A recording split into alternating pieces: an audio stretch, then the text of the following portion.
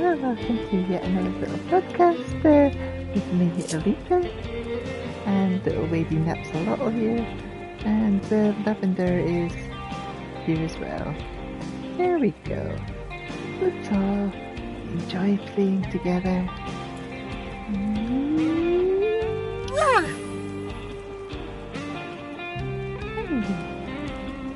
Let us clean up some side quests, shall we? First, let's make sure that we are actually broadcasting.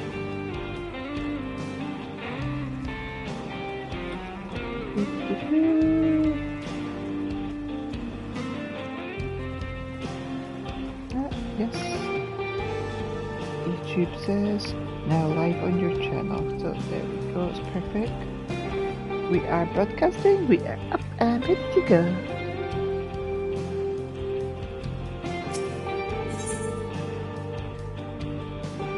It's a terrible ring to lose. Perhaps irreplaceable rings should not be taken on fishing trips.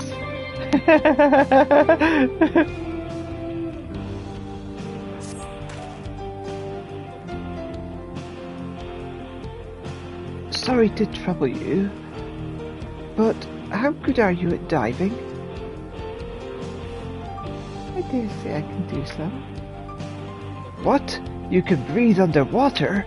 In that case, you're everything I'd hoped for. Better, in fact.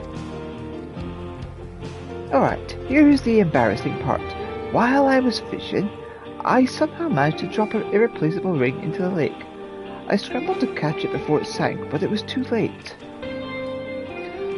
I tried diving in to search for it, only to find the lake is far too deep. I can't hold my breath long enough to reach the bottom. Never mind find a ring while I'm down there. Please, help me get back my precious dusk ring. So I've paired with another, this dawn ring. An enchantment changes their stones blue when close and red when, close-ish. In other words, you can use the stone's colour to find my lost dusk ring. It'd mean the world to me if you could bring it back. Oh, and be careful not to lose a dawn ring in the lake. Finding one ring is hard enough, never mind two. One of an enchanted pair, this ring glows when near to its counterpart.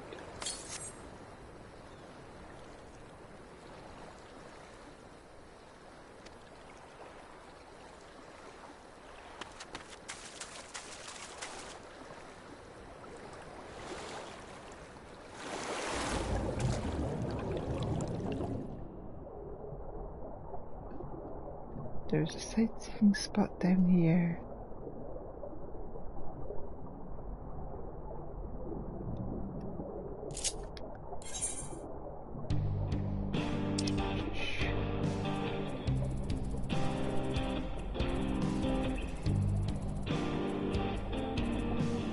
There is my lookout, there it is.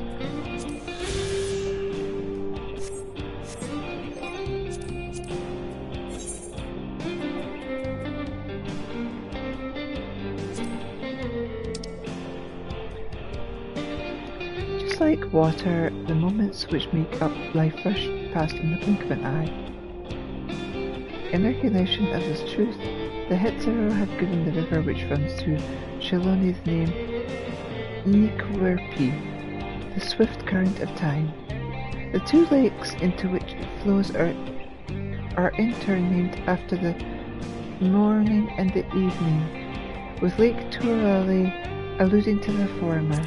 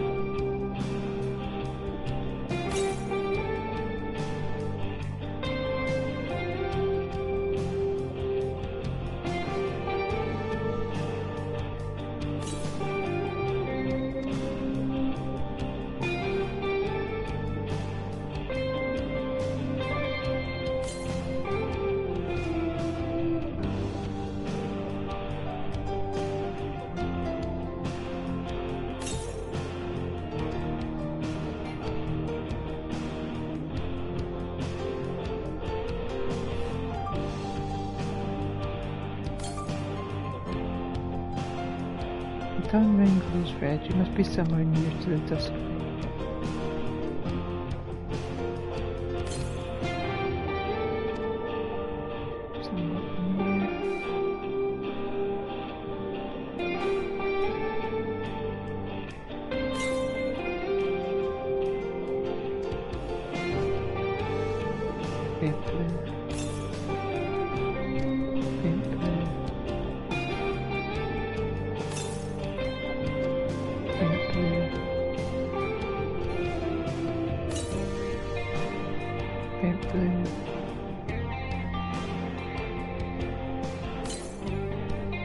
Red.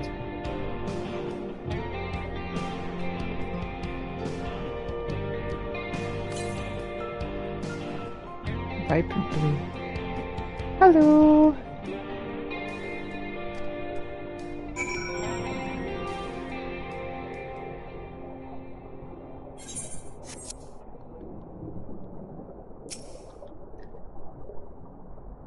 I'm just doing some side quest cleanup.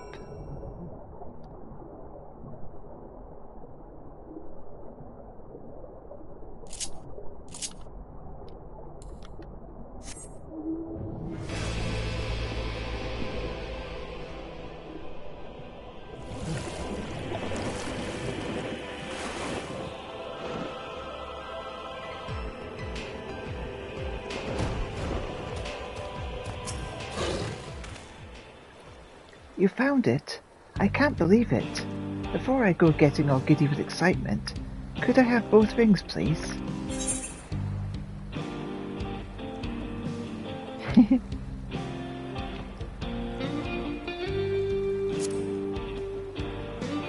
When of enchanted pair, this ring glows when near to its counterpart.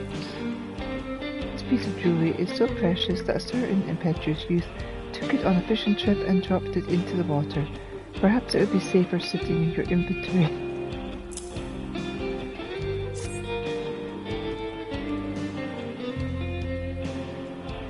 This is it! My dusk ring! I don't know how to thank you. Now I can finally propose to my beloved. The tale passed down in my family tells of a man, one of our ancestors, who crafted dawn and dusk rings to express his heart's desire to his true love. Okie dokie. See you later. Bye!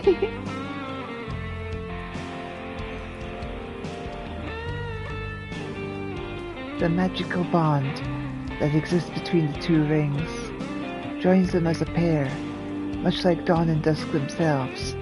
Ever since, these rings have become the traditional gifts given in our marriage proposals.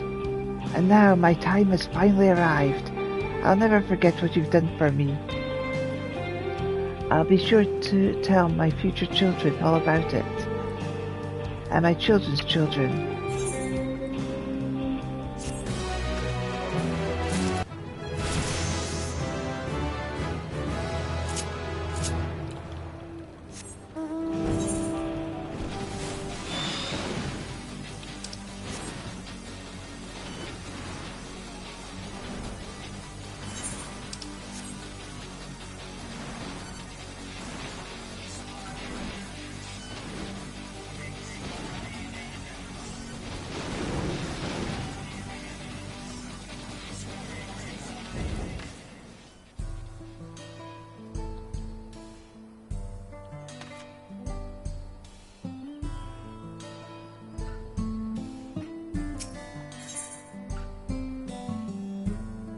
The horns that bind us.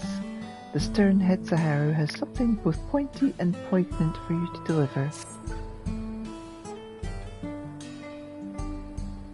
Hi, Ale Traveller. If you're bound to Hootsahauli, I have a favour to ask. Could I get you to deliver this polished horn to my sister? You'll find her trending the field on the outskirts of town. She shouldn't be hard to recognise. We have the same hair colour. Please make sure that polished horn gets to my sister in Hootsahauli. Keep an eye out for Hetzeret, a farmer with the same colour hair as me.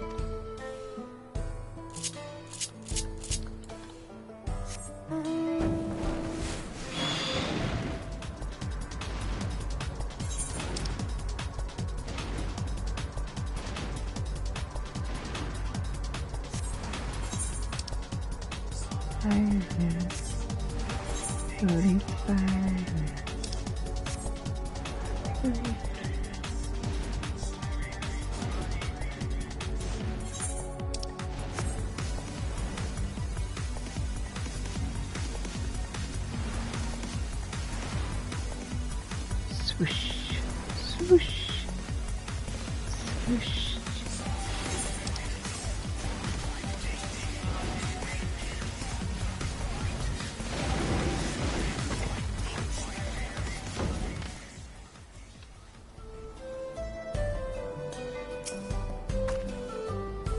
Oh, what can I do for you?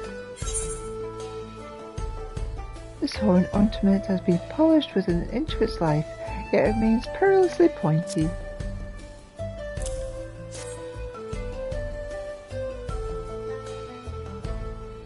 Ah, this horn! I knew the day would come, but it's sad to think he's no longer with us. I appreciate the delivery nonetheless. I hate to ask more of you, but there's something I wish to give to my sister in return. Harvest a handful of vegetables from that plant and take them to her, would you? I know I ought to do it myself, but the crops won't tend themselves. Anyway, tell her that I'll come and visit soon.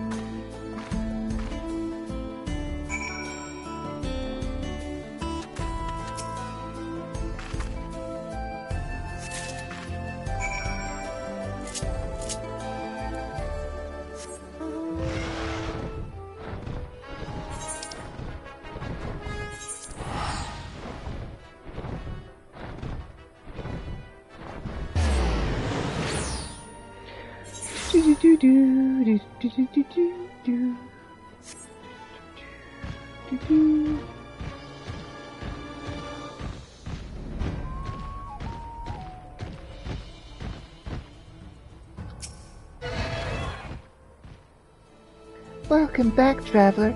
Ah, but what is that you have there?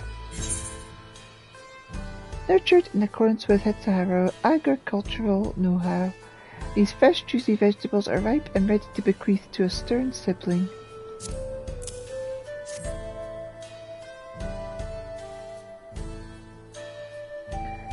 So fresh and plump, these look delicious. Clearly my sister's been hard at work.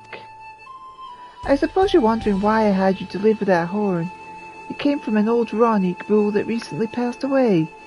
He was our Hesu, one of many creatures we Hetsaharu seek guidance from throughout our lives. My sister and I, our souls are bound together through that Ronic, so too in death as much in life. One horn I gave to my sister, the other horn I keep with me. It struck me as a fitting symbol of the connection. I'm sure she understood.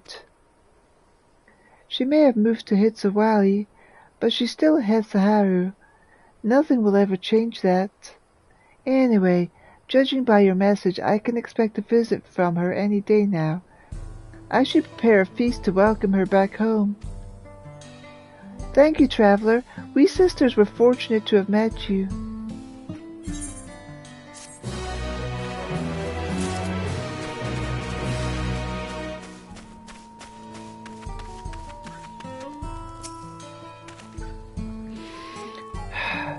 The air about you has changed somehow. You've ventured to a strange yet extraordinary place, haven't you? Truly, the life of adventure is a wondrous thing.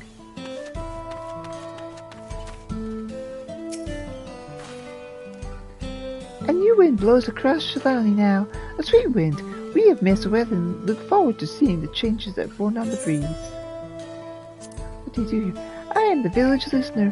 By opening my ears to voice nature, I strain to hear when ill winds begin to blow, that I may keep our people and our Hetsaharu safe from danger. Other Hetsaharu look to different animals for guides, but here we follow the Ronic. We care for them as they care for us. What kind of place is this? The name Metzaharu means the land where the Hetsaharu graze. After the Ronic, who make their home here. Not in the village, you understand. The Ronic are nomadic animals, and their herds roam far and wide across the grasslands. As the seasons change, as do they, we move with them. This is why we make our homes of sticks and skins, rather than bricks and boards, that we might pack them up and follow our Hetsu. Wherever the Roni roam, that place is Metsamolan.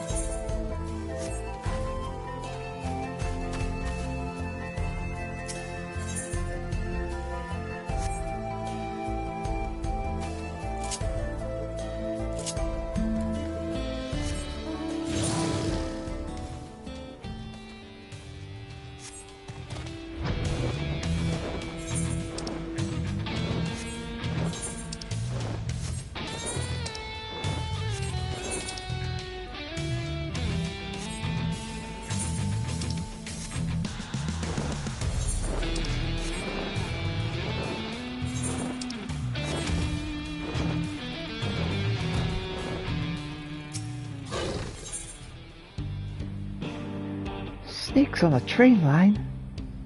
Just when you thought life in the desert could not be any more unpleasant, along come the snakes.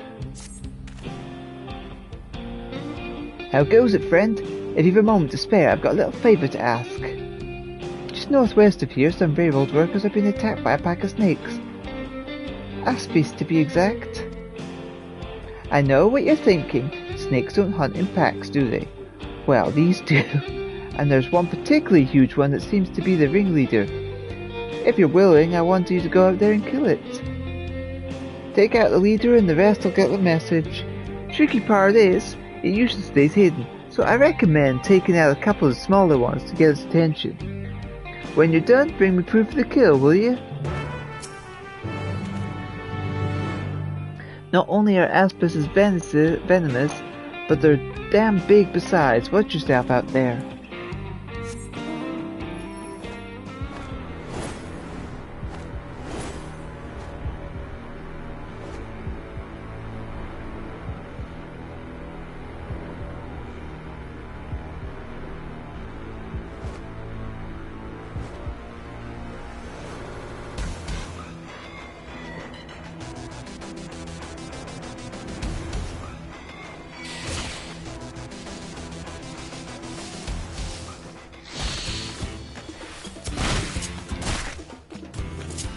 Where the heck is my chocobo? Come on out, Chivita! I choose you!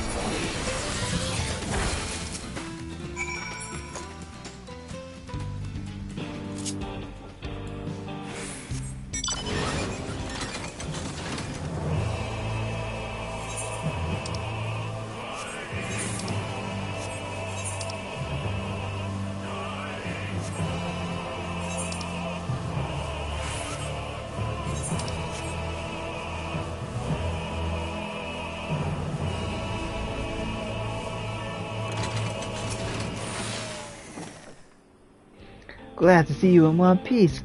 So you got any snake bits to show me? Even an untrained eye could tell these remains once belonged to an enormous specimen.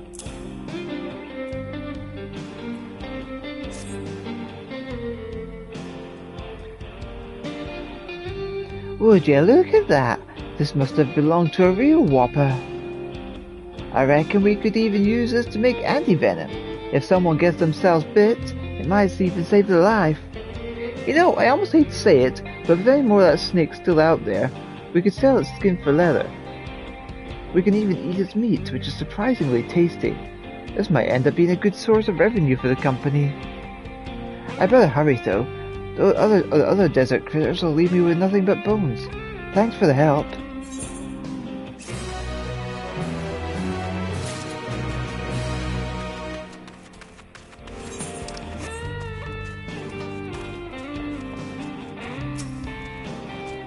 I understand Shisha's enthusiasm for a new trick, but I wish he wouldn't get so carried away with his ideas.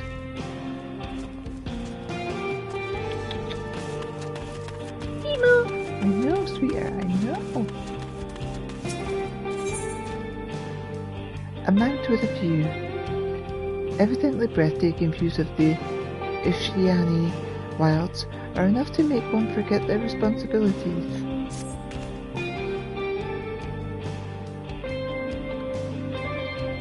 Hello there, traveller. Could I trouble you with something? My colleague hasn't showed up for her shift, you see. I figure she's daydreaming over Mount Losinoya again. I'd go fetch her back myself, but I can't leave the yard. Not when there's work to be done. Would you mind going in my stead? Mount Losiana's to the west of here. It's a great boulder. You can't miss it. When you find my colleague, tell her she's needed back at the yard. Oh, and the view from the top of the mount is incredible. So feel free to take in the scenery while you're at it. Tell my colleague I need her back here on the job. And do be sure to enjoy the view.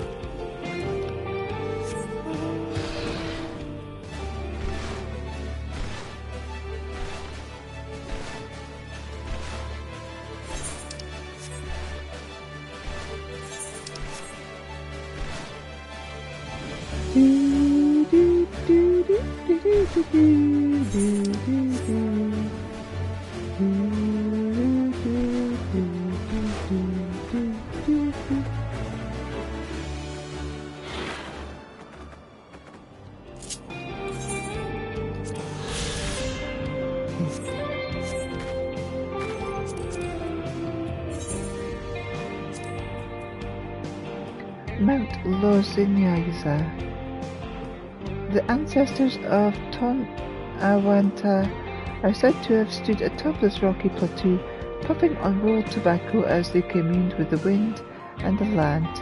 From this natural vantage point, one could see clear across Soloni to Zorgor, the boundless.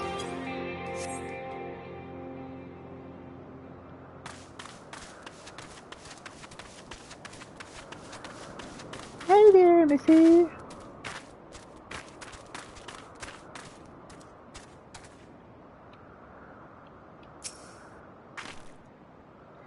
Can I help you with something? Oh, it's that time already, is it? Sorry you had to traipse all the way out here on account of little old me.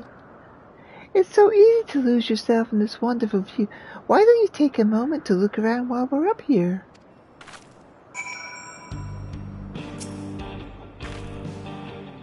You can see all the way across Ishani Wilds from here. How about taking a moment to enjoy the scenery?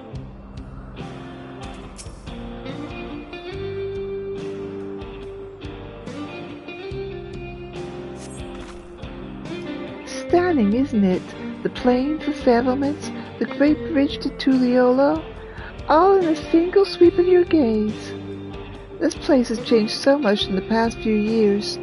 I know some find the transformation unsettling, but for me, I can't help but feel excited. Still, I don't want to forget the way things were before. That's why I come here often, to commit the scenery to memory before it changes again. To tell you the truth, that dome showing up has put me on edge. but I think there'll come a day when I get used to the sight of it. I hope. Anyway, I better get back to work. Thanks for coming to check up on me. Please give my apologies to the foreman.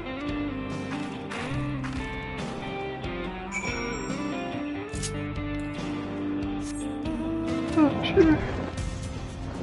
Do, do, do.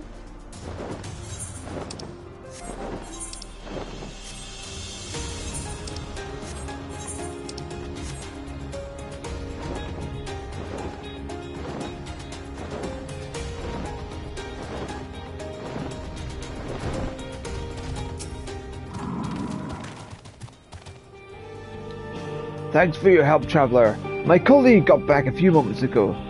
The engineer you spoke with, she's Tontawawa, just like me. For those of us who call the plains home, Mount Louisiana is a place of comfort. From that vantage point, our ancestors convened with the winds and the lands themselves. Perhaps my colleague was doing much the same. At any rate, she seemed bright-eyed and eager when she got back. Anyway, I gotta get back to my duties. Good luck there on the road.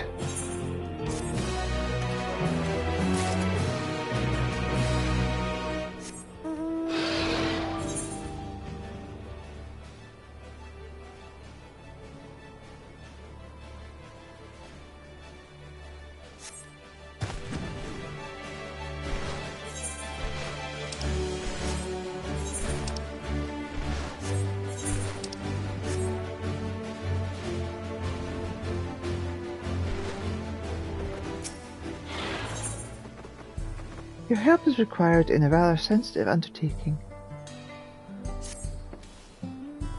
Say there, traveller. Did you come here from Eorzea by any chance? Just as I thought. If it's not too much to ask, I could use your help. Truth is, I'm about to go pay my respects at my friend's grave, and I think he'd appreciate having someone from Eorzea give a little prayer. It's not far from here, in a little cemetery on the outskirts of town. I'll wait for you there, and I promise I won't keep you long.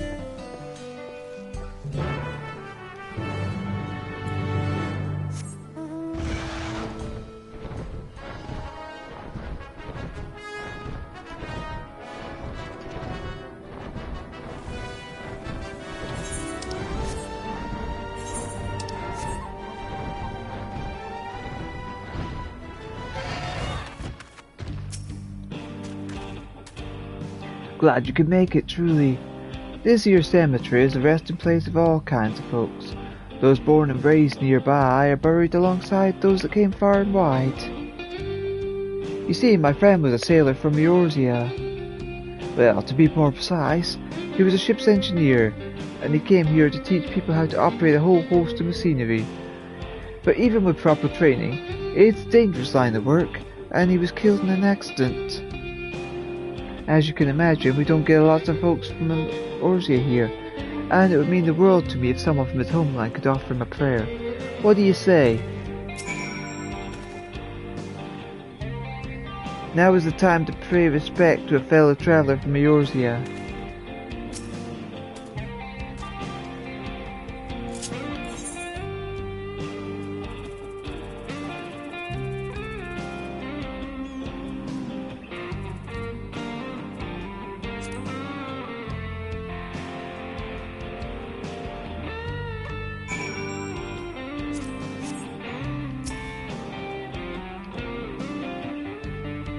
So, that's the way Eorzeans honor their dead. Simple but beautiful.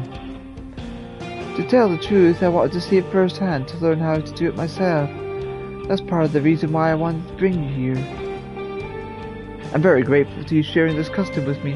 From now on, whenever I come offering prayers, I'll remember what you've shown me.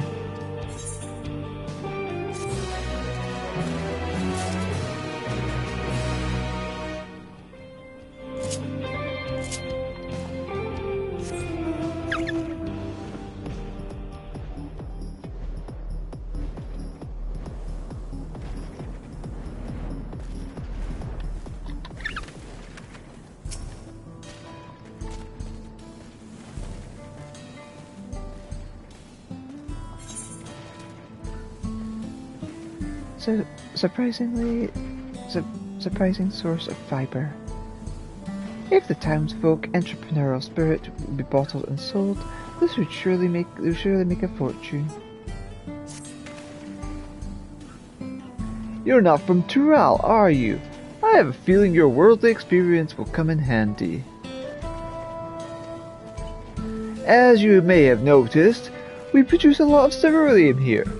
But did you know that the resin that comes as a byproduct can be used to make carbon fiber? From what I hear, outfits woven from this stuff are the rage over in Ilsebard. Hoping to keep up with the latest trends, we made some of this fiber ourselves.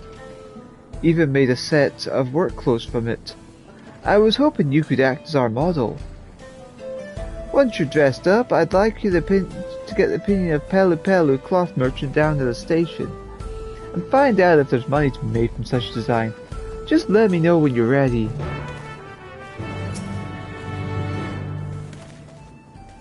Alright then, let's get you dressed. Bear in mind, it's something of a prototype, so don't worry if it looks a little rough around the edges.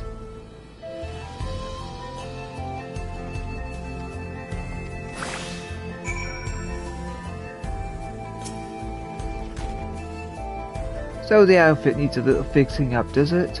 Alright, hold still.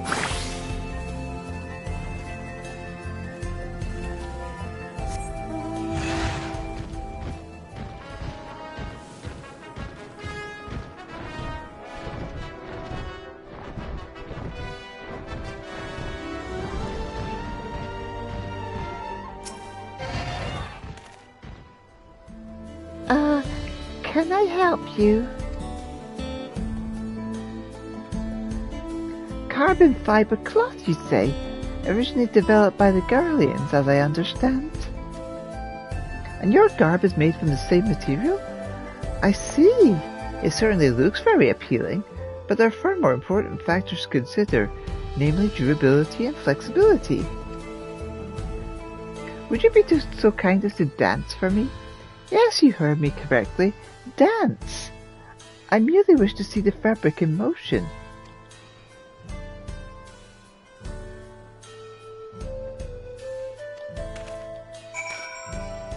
Perhaps I did not make myself clear. A simple dance is all that's required. Rest assured the quality of your performance will not affect my evaluation of the outfit's suitability. Well, not much anyway.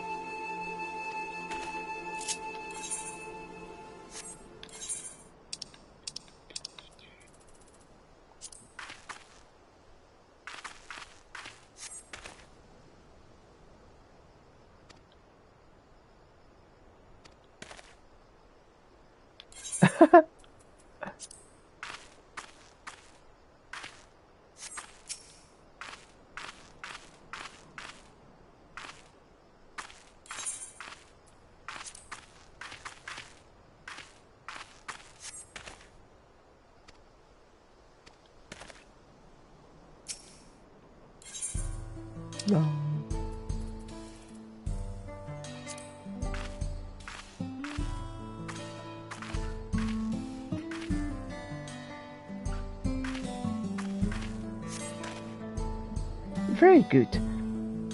Robust enough to withstand such vigorous flailing, yet sufficiently flexible to maximize ease of movement. There was, however, one glaring flaw. The cloth appears to be susceptible to fraying, which could cause irritation when coming into contact with the skin. Even so, I imagine this material has its uses, provided such uses are carefully selected. Should it become possible to mass-produce the fibre, there is a high chance of similar wares turning a profit. Please pass on my regards to the designer, and tell them I would be willing to discuss this venture further.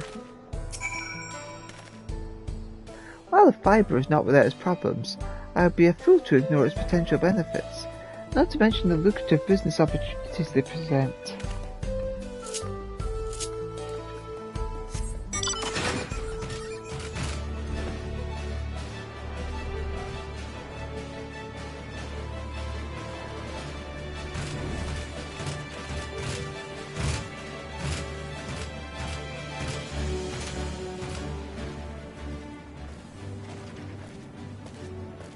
Teeny tiny Elita.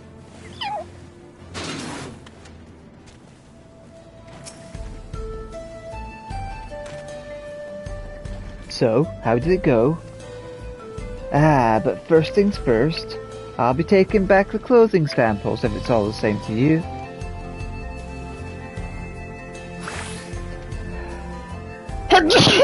That's me. He mentioned mass production, did he?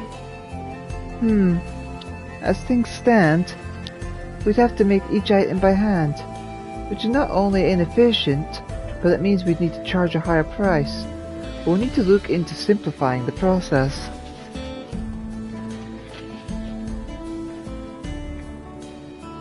Apologies?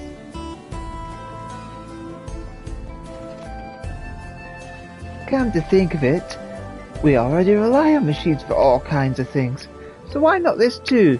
Of course, that would require a huge investment. But you have to spend some money to make money, just like the railroad company did.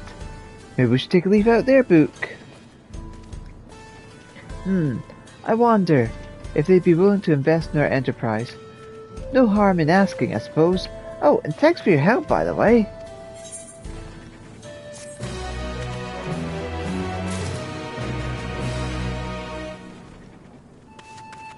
Another quest found, another quest found. No one bites the dust.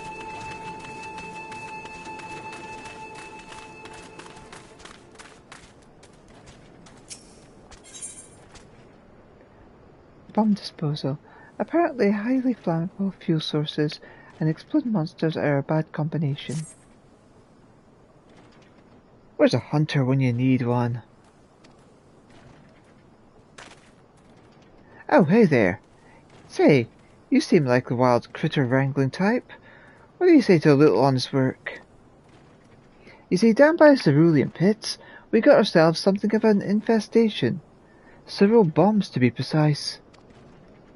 Now, with them being the flame spew and explode at the drop of a hat sons of salamanders that they are, if even one got out into our fuel supplies, this whole place would be blown sky high. Until recently, I've always had a hunter friend of mine keep their numbers down, but he's, temporarily incapacitated. I was thinking you could take his place. If so, there's a whole bunch of them a little ways south from here. Good hunting. If you're having trouble finding them, just wait by one of the cerulean pits, and they're sure to find you.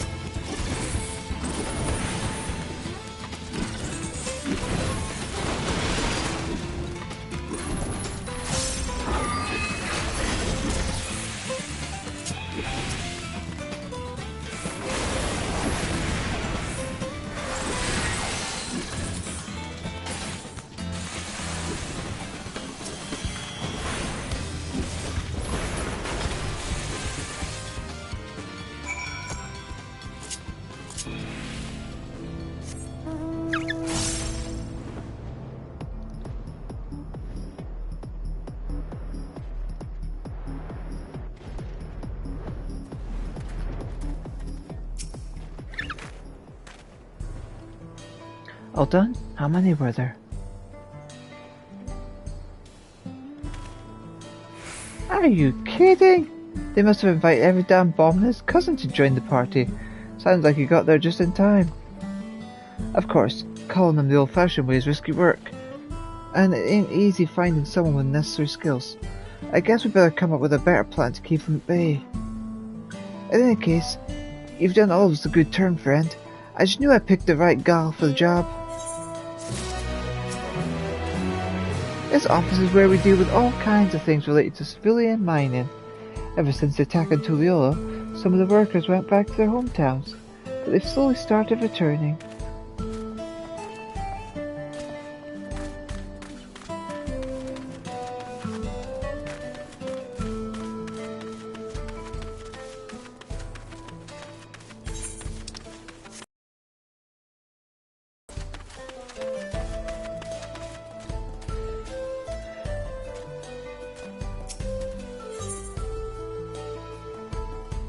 A Tool Tale.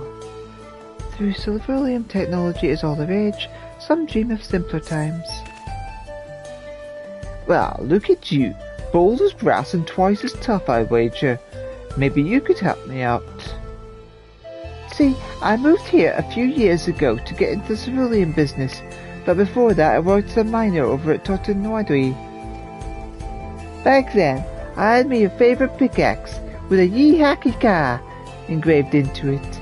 I figured I'd have no more use for it, so I left it behind.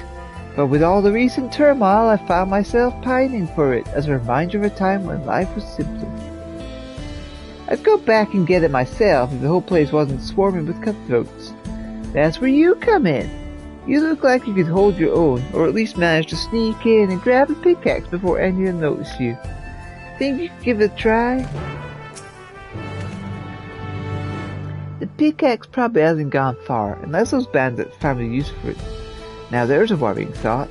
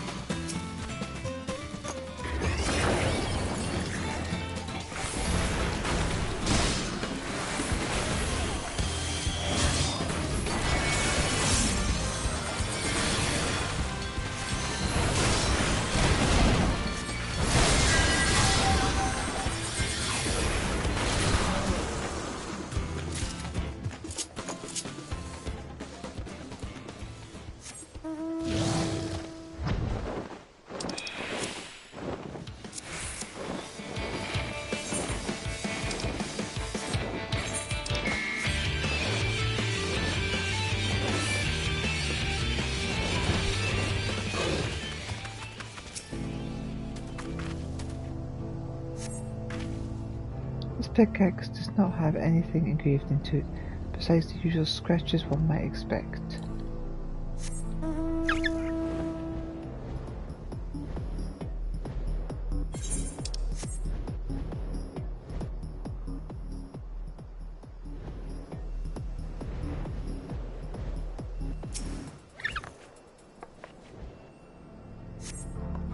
Although this pickaxe features an engraving, it depicts some sort of nuptial tender.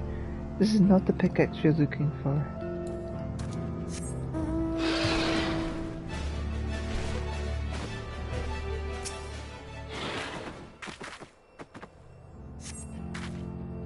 This pickaxe is engraved with an image of a Yikaka, just as described.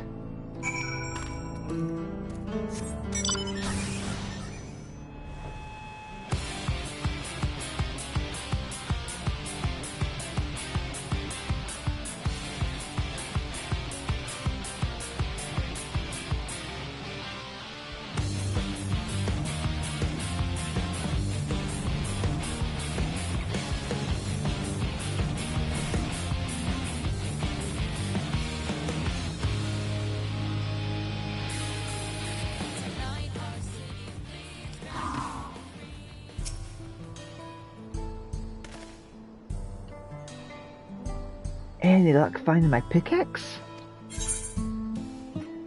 Here's an engraving of a mighty Yigigaka. Wings spread, though the multitude of scratches wrought throughout the wear and tear obscure the image somewhat.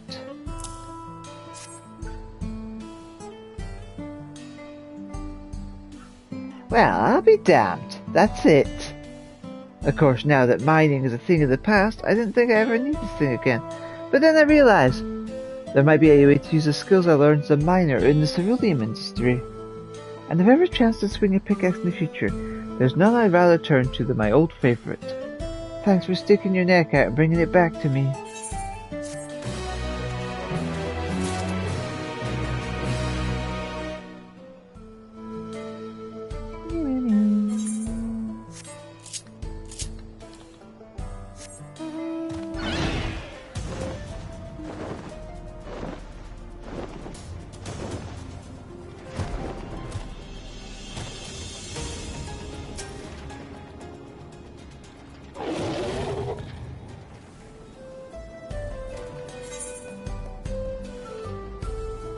A refined perspective.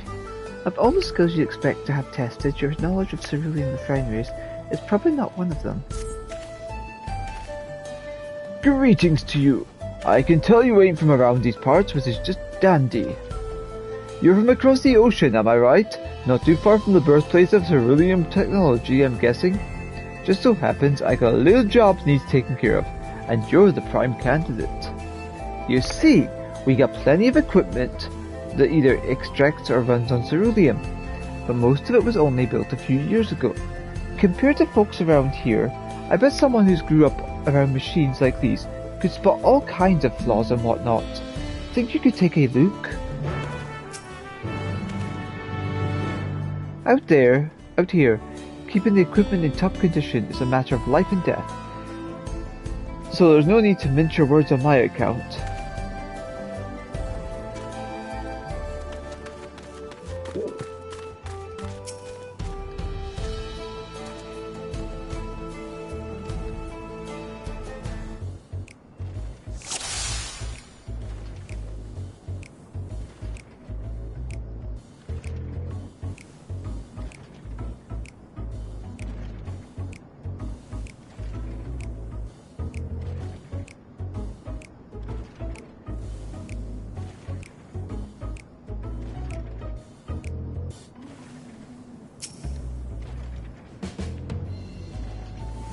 Large wooden barrels are used to transport the cerulean.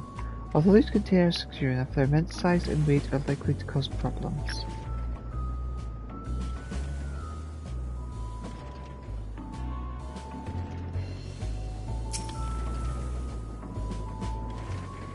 Excess cerulean gas is expelled at regular intervals. This apparatus is working as intended.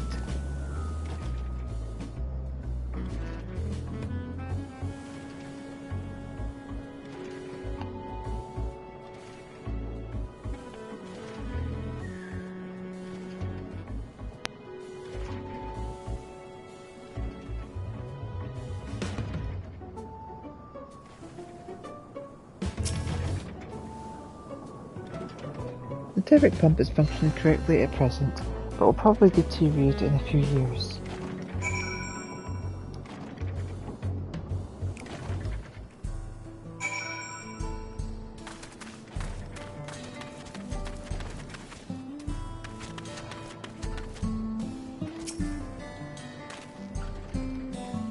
So, how did the inspection go? Don't go pulling punches now.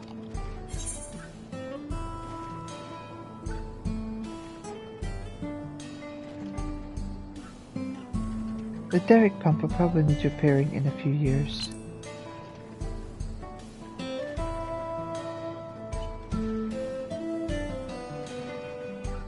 I hear you. Pretty much any of the moving parts are bound to undergo stress and strain, even if they look fine now. There's still a high chance of breakage in the future.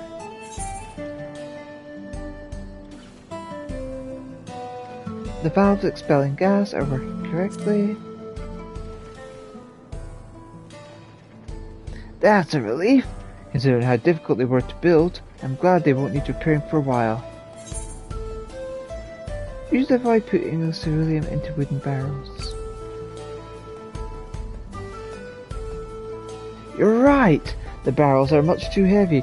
We use ronic to transport the refined ceruleum, but the lighter the barrels, the less of a strain it'll be on our animals.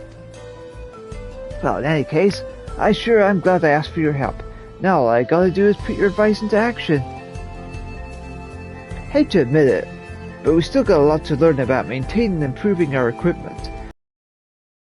We're another step closer to fulfilling our potential. Don't be a stranger, you hear?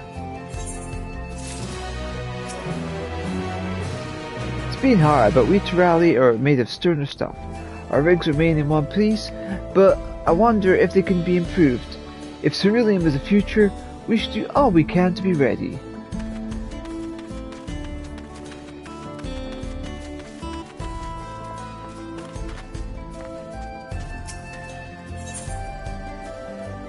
Working on a full stomach, this young man has the furtive air of someone about to make an audacious request.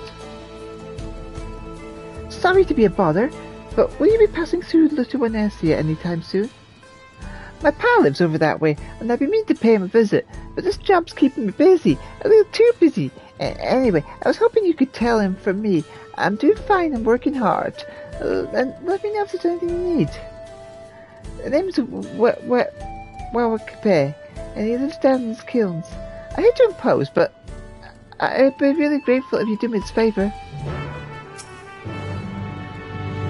In spite of me being a little long in the tooth, my pal works as hard as someone half his age, making sure there's a steady supply of decent pottery. I tell you what, I got a lot to live up to.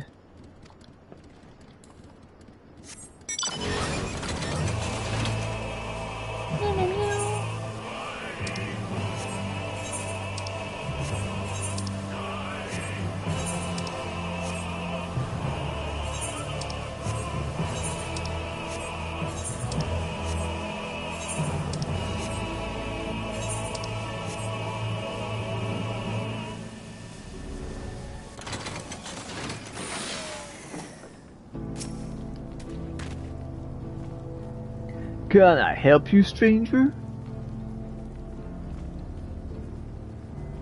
My boy sent you all the way here to tell me that. Ha! I was just thinking of going to check up on myself. So it looks like he saved me a trip. Well, it's good to know he's got steady work. He ain't been fired anyway, so he must be doing something right. For those of us still living here, upholding our traditions, we worry that the young'uns like them are pushing themselves too hard to keep up with all this newfangled technology. I hope he's getting enough rest and eating right.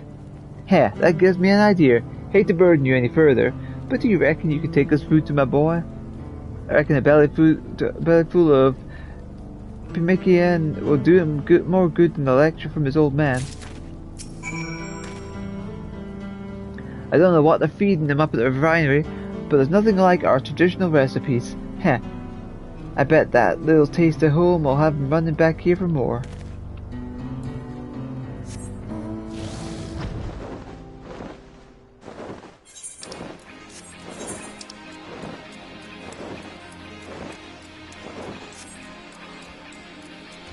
Wah.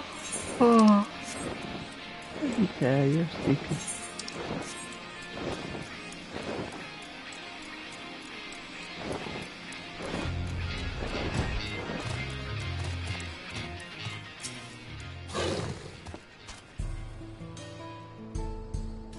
Ah, you're back. Did you meet my pa? Containing dried meat and fruit, pemmican has been a staple of Dawntrail cuisine.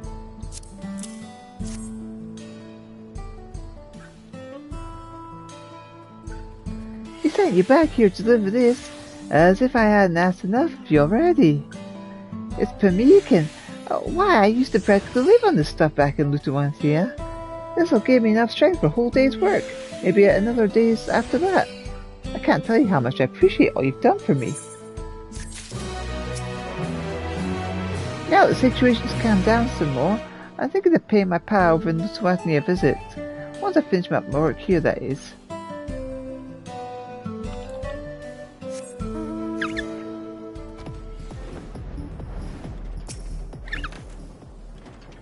I'm glad to be back to work, but I can barely keep up with all these shipments.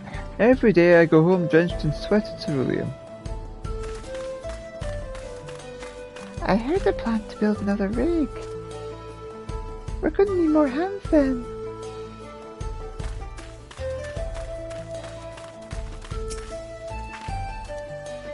Miners are finally coming back to work, meaning we'll have our work cut out for me washing uniforms.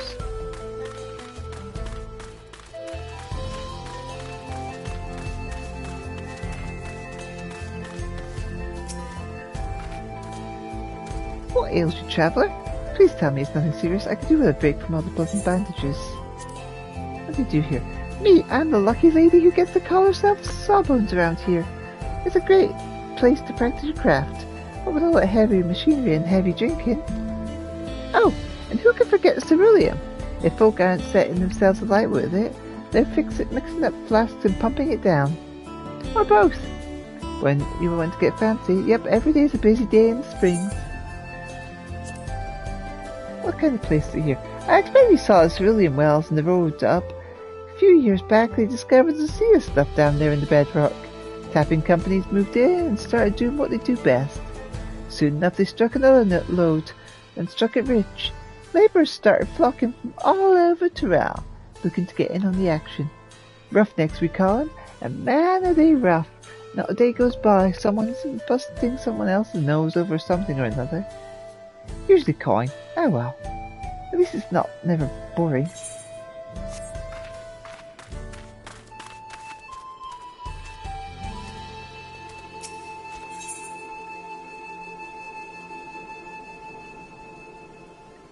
Down in the mouth. Kayamine is eager to impress upon the danger posed upon by the blue blobs upon company management. Alright, so here's the plan. We go to my foreman, Wepsney, the one who sent you to look for me. We tell him everything we know about the blue blob. How it ambushed my wagon and tried its damnedest to get me in its gullet. And how the mere sight of a formidable warrior like you sent it running for the hills. Well, Snap's got the ear of an overseer, you see, so as long as we can convince him, the company's sure to do something. Assign us an escort, at least. I'll head over to the offices and drag Westmead from his desk. Come and join us as soon as you can.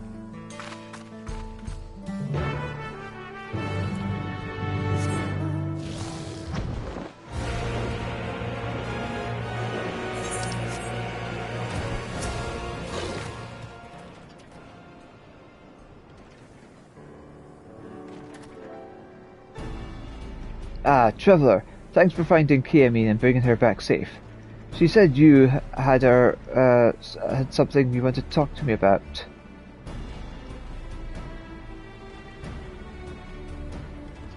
That's right. I was on my way back from the Tulioli trailhead when I'd been set upon by a thrice-damned demon. If it hadn't been for Elita here, I'd be drowning that devilish jelly's belly right now.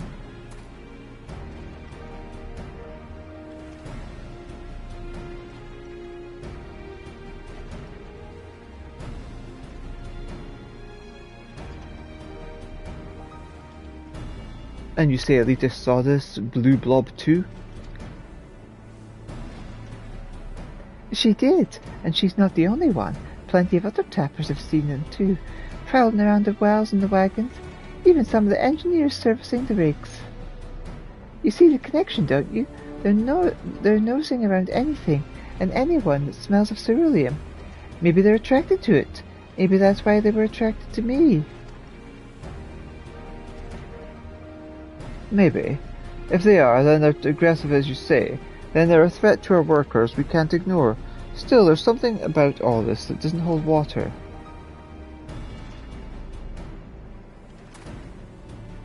I've heard of these things too, the blue blobs. Been keeping track of the sightings, even made a map of them. And you know what I found? Most of the sightings have been around Suloni Station. Not a single one near the Maw of Sanshia. You know the Maw, right? The pits of the ceruleum near the rigs, the ones that are always catching light. It's the sunlight that sets them off, you know. They burn themselves out occasionally, but the next clear day that comes around, they're all aflame again. What I'm saying is, that whole place stinks of cerulean. So how come there's never a sighting there, even with all the wagons taking the trail straight through it? And how come the one that followed you here took off as soon as it drew near?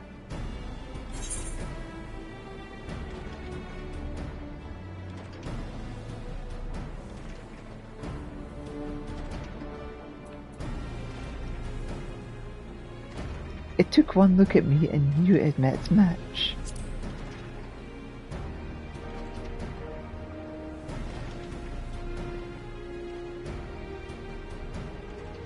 Well, sure, I guess confidence is a virtue.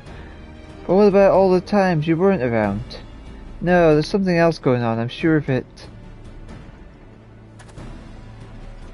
Gaiamine, I want you to look into this. Go back to them all and see if you can figure out what might be keeping them away. You grew up around those parts, right? Perhaps the folk in your own stomping grounds might know something we don't, and be more inclined to share it with one of their own than an outsider. I'll handle all your porting duty till you get back. You know what the overseer's like. Keeps his purse strings tight. Unless we can prove these things really are attracted to ceruleum, and the attack on you wasn't a freak coincidence, he's never going to stump up the guild to guard every convoy. Understood. I'll get you all the proof you need, I promise. Would you mind going with her?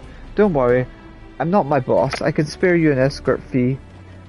The blobs might not like them all very much, but they seem to have taken a liking to her.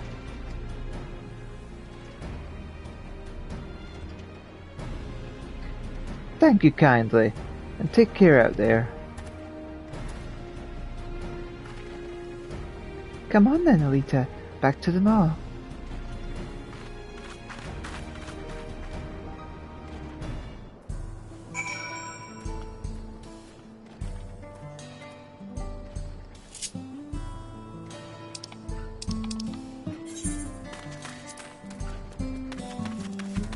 I forgot to talk to her. Or talk to the guy. Don't worry, I'll just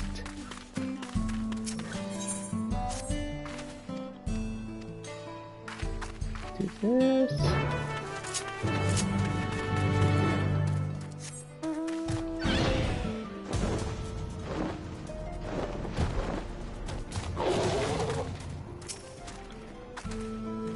Go on, tell him what you saw. The sheer gelatinous horror of it. There we go. Now I can skip and we're back.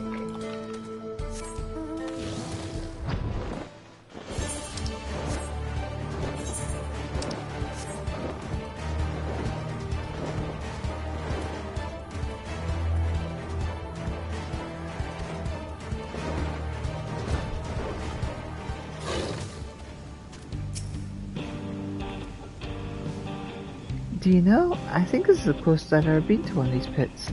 My Grammy always told me never to go near them all. She said that if I burned myself to a crisp, I'd only have myself to blame. But Judy calls. I'll have a look around this pit. You take the one across the way. It's just under the rig. As for what we're looking for, well, I suppose we'll know when we find it. Don't worry about me. If I catch a light or see another one of those blue blobs, I'll scream. You can be sure of that. Go and see if you can find anything in that pit across the way.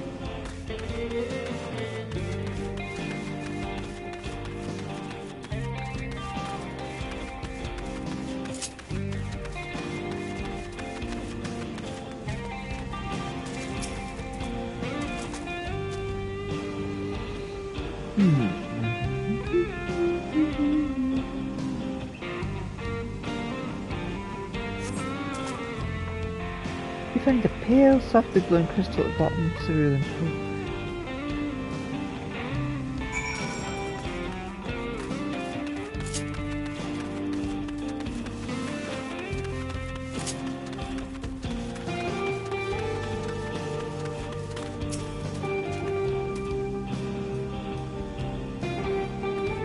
A crystal, you say?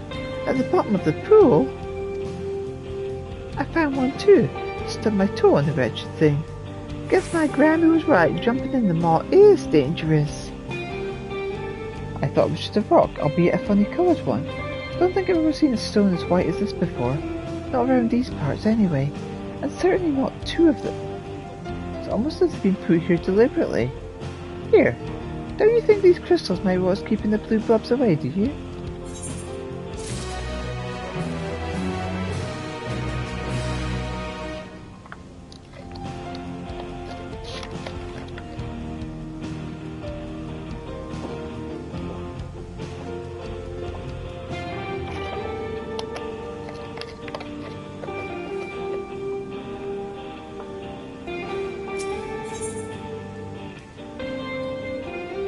Listen to you, elders. Kai and Mimi wants to know more about the strange white crystals you found in the mall of Shishna. Looks like these stones were the only clue we have to go on. Let's go and ask my Grammy if she knows anything about them. Neshitsi, her name is, lives over in Lutawana, the village where I grew up. It's just on the other side of the boot. Come on.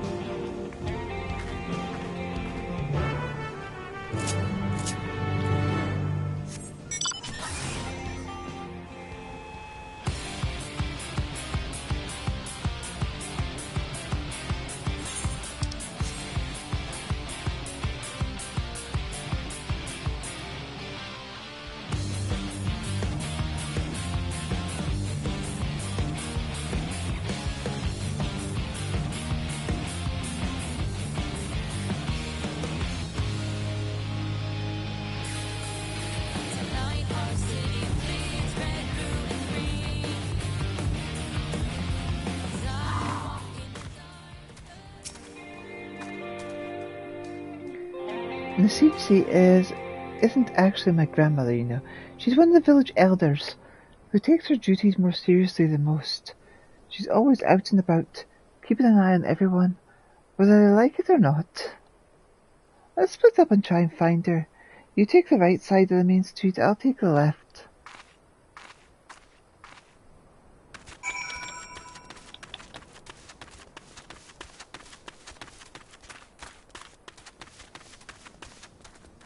Not a bug in sight, thank goodness. I received a letter from my son a little while ago saying he's doing well at the Springs. It's just the thing I needed to put my heart at ease. Old man Nevsky? Yeah, sure, I've seen her, and not long since. One of the village kids was playing around in the fields, and she didn't take too kindly to it. Chased him up that street there, saying she was going to give him the hiding of his life for damaging the crops. I feel sorry for the kid. It's one thing I learned growing up is that you never get on Nancy's bad side. Fingers crossed to get away.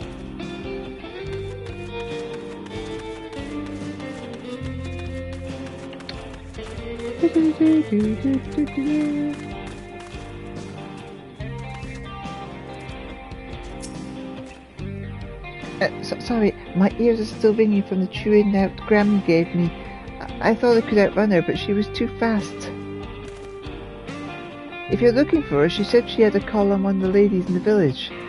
Only thing stopping her dragging me home by the hair.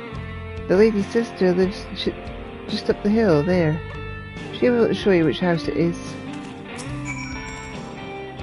I can't believe Grammy's still so fast. Only one thing for it. Next time I gotta be faster.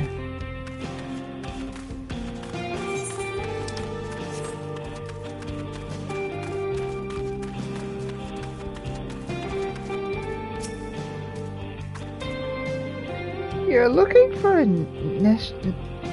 Nessie. She went to see my sister. She's with child, you see.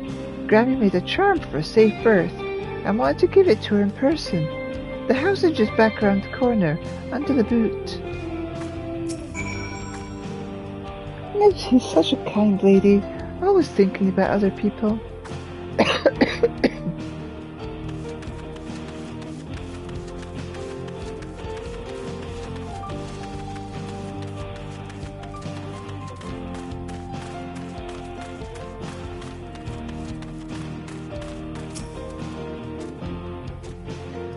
The danger is past, but there's no reason to get complacent. We have to keep hunting, keep working, and build back what we've lost.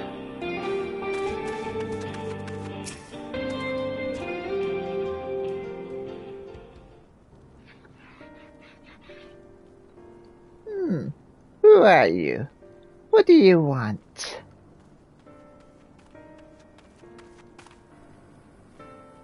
Ah, you found her. Excellent work, Elita.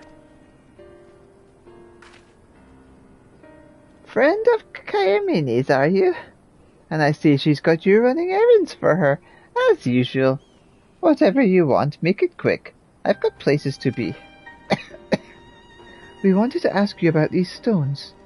We found them in the Maw of Sanshea, and thought you might know something about them. Here.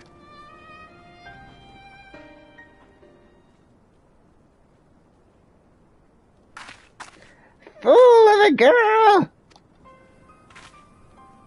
It's one of the warding stones that keeps the beast from coming back. And you picked it out and brought it here. Are you reckless or just plain stupid? I didn't mean anything by it. I just wanted to know what it was. Then shut your mouth and open your ears while I tell you the tale of the blue beast.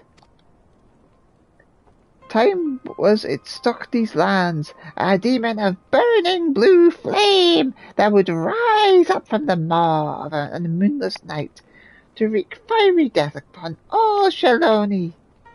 Only when its thirst for destruction was finally sated would it fade to nothing.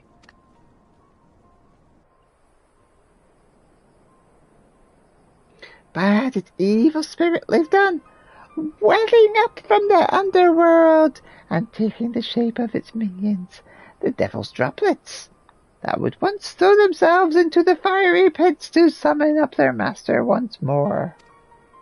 Our ancestors knew that there was a time that whenever those thrice damned things appeared, it was only a matter of time before the blue beast rose again, until a young miner from the village made the discovery that would change our fate forever. He found a strange pale ore in Yawaka Village Canyon that seemed to drive the droplets away. A stone in each pit, and that was the last we ever saw of the beast. Thought it was the last that we ever would see of it, but then you decided to get it in your stupid head to go paddle around the pool of hellfire and run away with the only thing that was keeping us safe. You go and put those stones back where you found them this instant, and I'll think about sparing you the lash.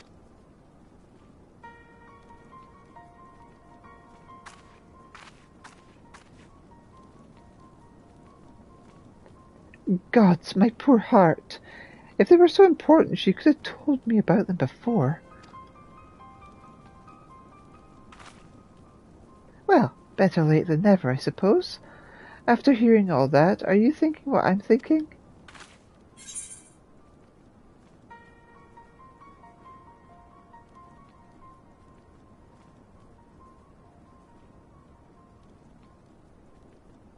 That the devil's droplets and the blue blobs are one and the same?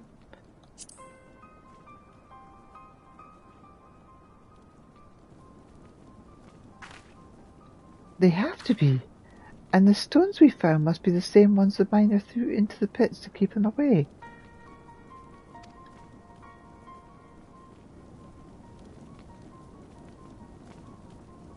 We only started seeing the blue blobs a few years back, right around when the cerulean drilling business took off.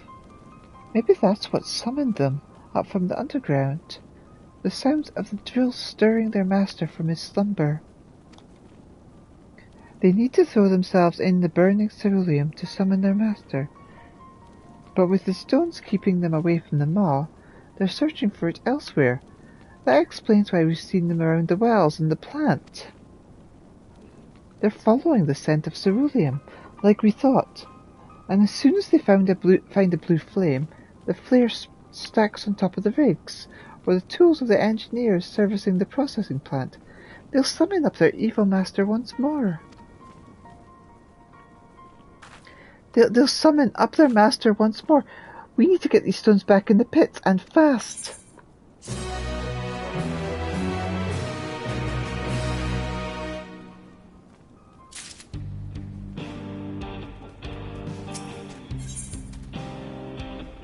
Tiny Minnie has a stone in her hand and a cloud on her brow. Back in blue. First things first, we need to get these crystals back to the mall as quick as we can. Right now there's nothing stopping the blobs from jumping into those pits and bringing back their master. Oh, I'm such a fool. Grammy always told me I'd have to be stupid to go anywhere near the Maw of Sunshine, and she was right. If anyone gets hurt, it'll be my fault. We have to hurry.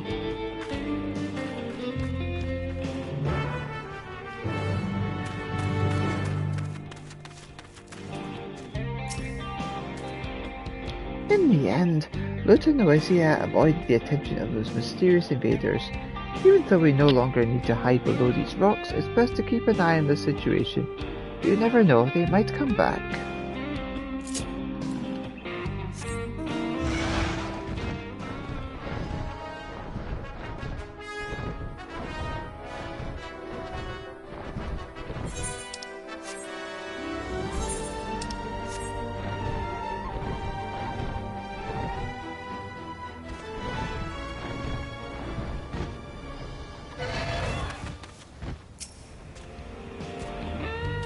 No signs around the Maw, I said.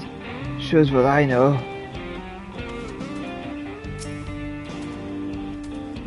Ah, Elita! We came back just in time. I found Western Mippy being attacked by 3 of those things. But they ran off as soon as I arrived. Must have been the stone in my pocket. They're getting bolder, Elita. We need to do away with them before they can hurt anyone else. You go after them. I'll get West Snappy back to the springs. The blobs that were attacking West Snappy can't have gone far.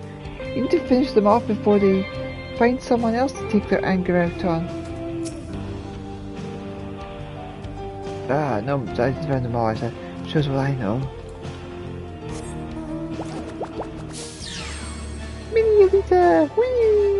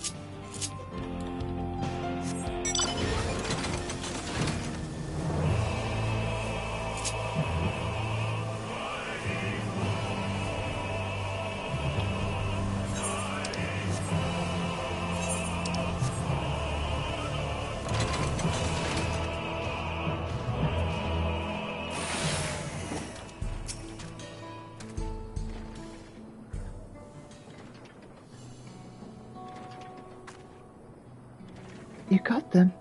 Oh, thank you, Elita.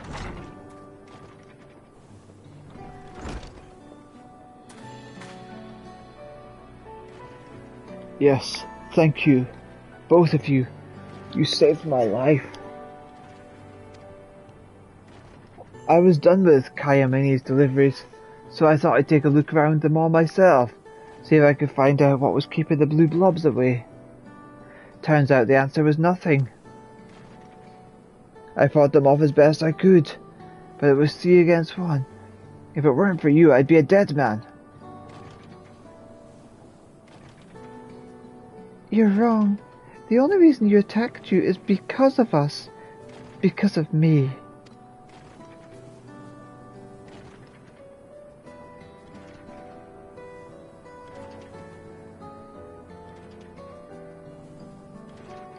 So that's how it is. Old stones and old magic.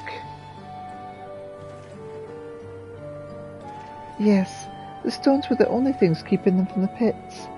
I'm sorry. You weren't to know, but now we do. The question is, what are we going to do about it? We know that the blobs are attracted to the burning ceruleum, and we know that they're dangerous. Well, we also know they won't go anywhere near the kind of stones you and Elita found in the pits. That to me adds up to a plan, provided we can get our hands on more of them. Grammy said the stones were mined from Yowekwa Canyon. If there are any more in there, we can dig them out and place them around the town as a barrier to the blobs. Alright, you head down to the canyon and see what you can find. I'll keep covering your deliveries until you get back. Luck be with you.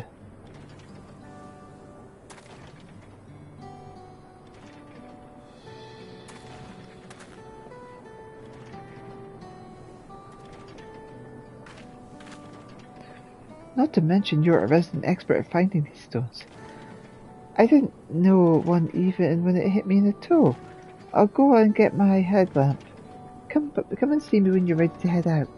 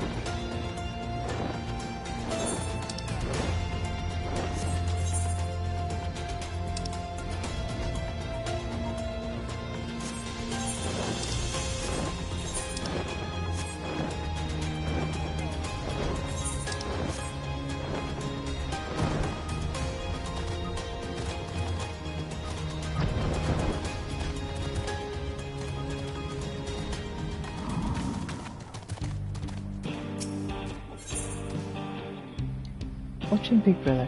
After all that traipsing around the desert, you finally had the chance to do something heroic. Please, somebody help! Me and my brother were cloud fishing, and we were attacked by a yika. He told me to run, so I did, but he stayed behind to fight it. He's still down there by the cliffs, and if you hurry, you might make it on time. You'll go help him, won't you? Please, you have to save him.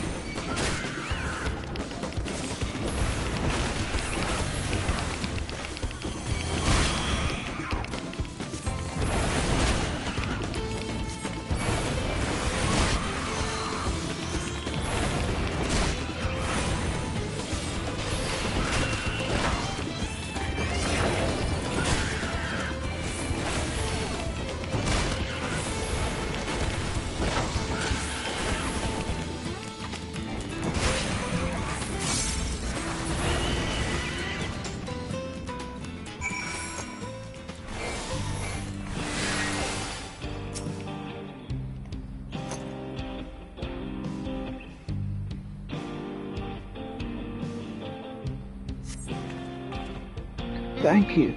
If you hadn't turned up when you did, I'd be a goner for sure. I better go and let my sister know I'm alright. Besides, it ain't safe here. So I suggest you head back to town as well. Maybe I'll see you there.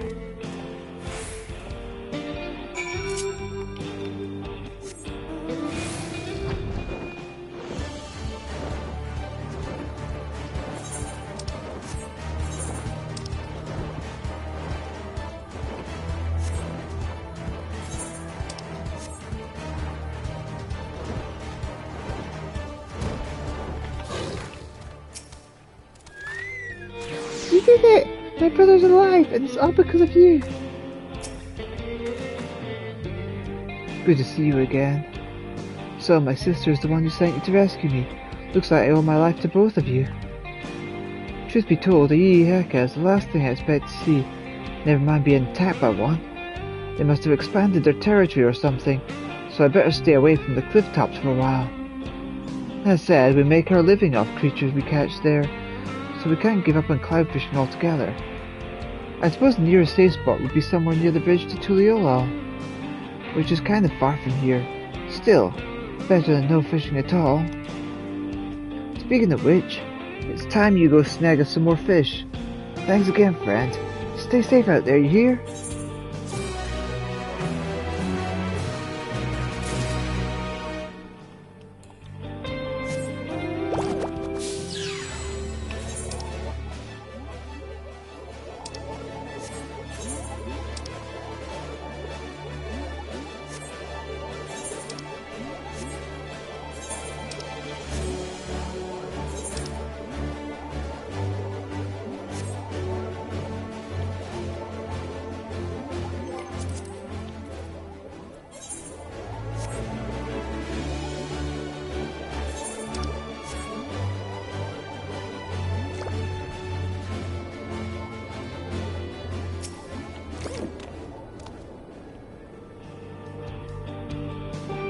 There are fewer and fewer requests for relief supplies with each passing day. A sign of recovery, I think.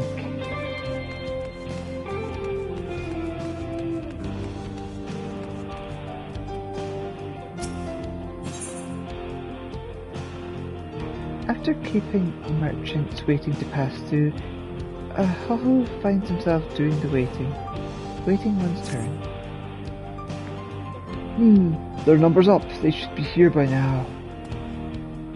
Say, you wouldn't have to be on your way to Husawai, would you?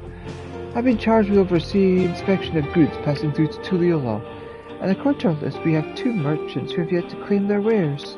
Due to the sheer volume, we've offered them numbered vouchers that they might wait elsewhere while we look over their goods. I directed the pair to the saloon in Husawai, but they've yet to return. I'd be most grateful if you could speak to the salon keeper, Niwakanti, and find these merchants. Niwakanti is certain to know where they are. When you find them, please tell them to come collect their wares.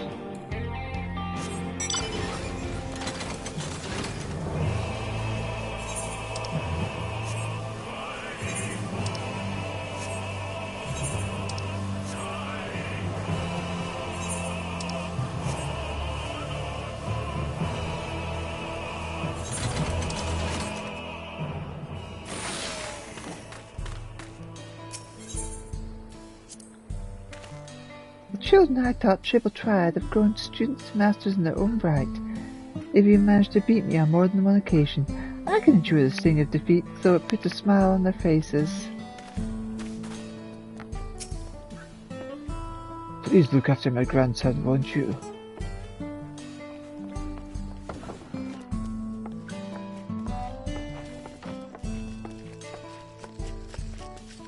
Wife says the best life she ever had. Ha, she sure did.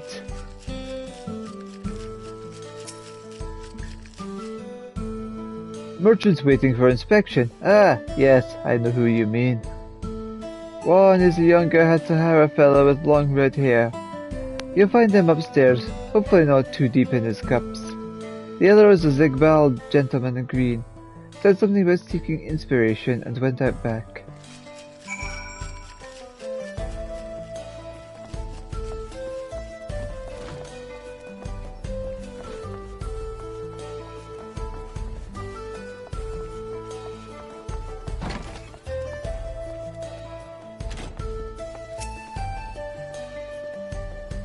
celebrate the town being safe again, the salon keeper is giving away meals at reduced cost, but now he's running dangerously low in stock.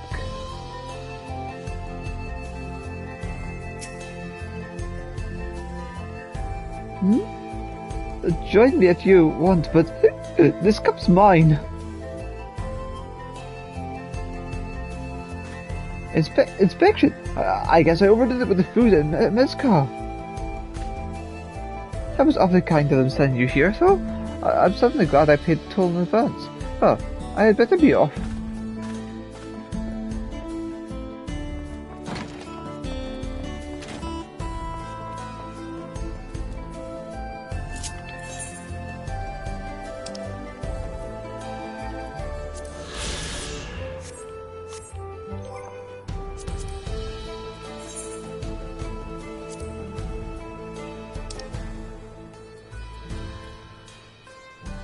Situated near the Dawntrail trailhead, the settlement was originally built as a supply depot to facilitate the exploration and development of the Draconia wilderness. As time passed, however, a new saloon and other entertainment drew in the local cerulean miners, and within a few short years the depot has become a thriving trading post.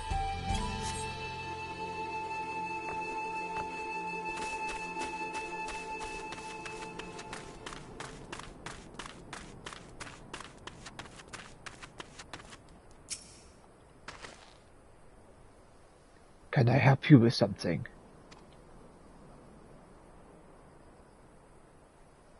Oh, is it time already? I was distracted by these crops. I trade mostly in Nopalatenda, you see, and I've been considering how best to expand my selection of wares. You're not like to make profit of else tilling such arid soil, or so I thought. These crops caught my eye, and I had come to take a closer look. It seems I've yet more to learn about farming here in the wilds. Next time I'm in town, I'll need to have a word with whoever planted these, but for now I should be heading back to the checkpoint.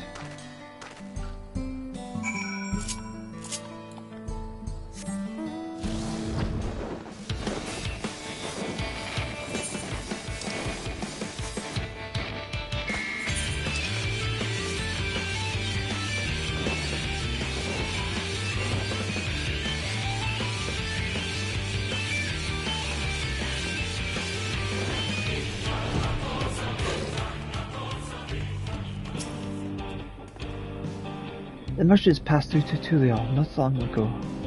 Of course, it'll be a while before they reach the other side of Zorgar, the Boundless.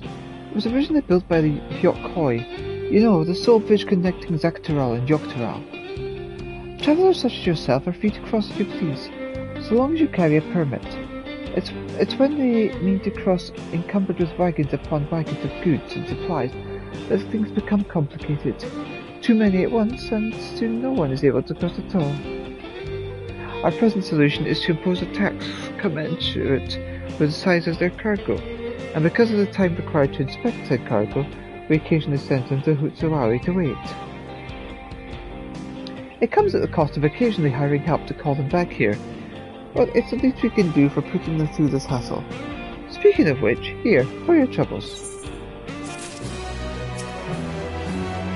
Smiles have returned to the faces of travellers and passers-by. The relation is infectious, but I mustn't let my guard down. I have a job to do after all.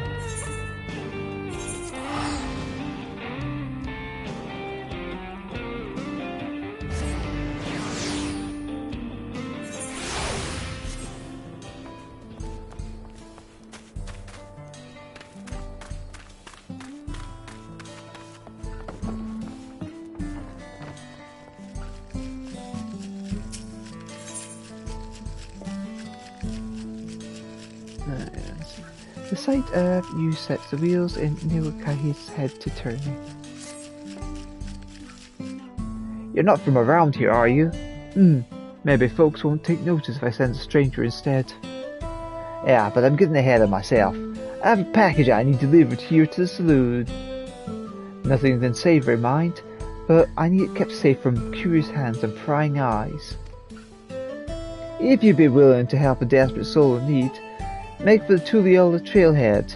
A merchant should be there waiting, hopefully somewhere out of sight. I realize this is all rather sudden, but I can't think of any other way to see it delivered. You'll help me, won't you?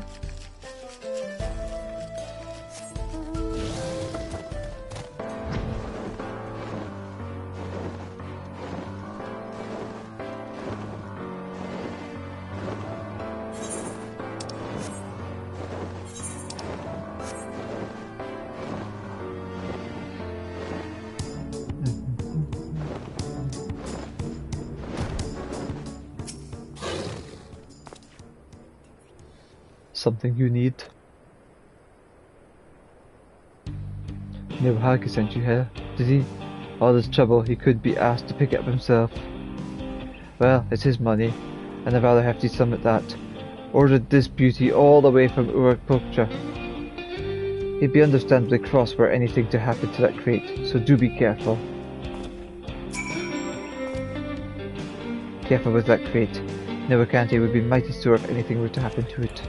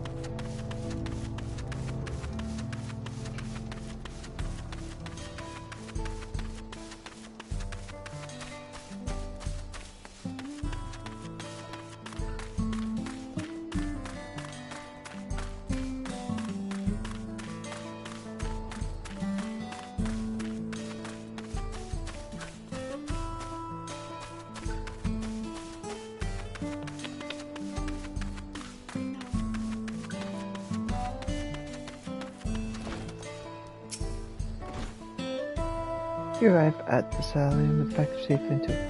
Newbacanti will be glad to hear both you and the crate are in one piece.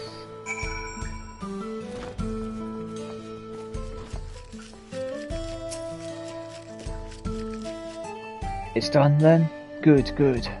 You can't tell anyone, but in that package is a bottle of premium Pelu Pelu Mezcal. You can find Mezcal aplenty at Zactoral, and I personally never thought much of the stuff until the Pelu Pelu changed things. That is, story goes that a Pelu Pelu merchant visited one of the distilleries and complained about the poor quality of their wares.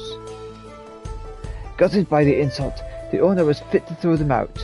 Then they tried the merchant's mezcal.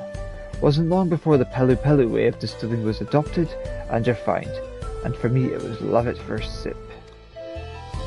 If anyone were to see me here with a bottle, it'd be empty before I could pour myself a glass. But thanks to you, I'll be relaxing this evening with my favourite drink. Here, a little something for your trouble.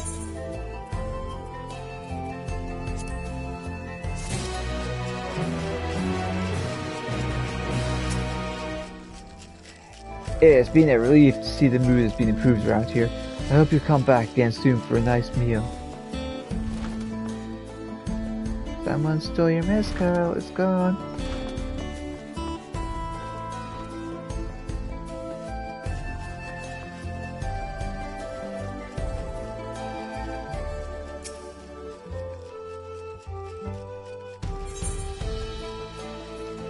A sobering proposition.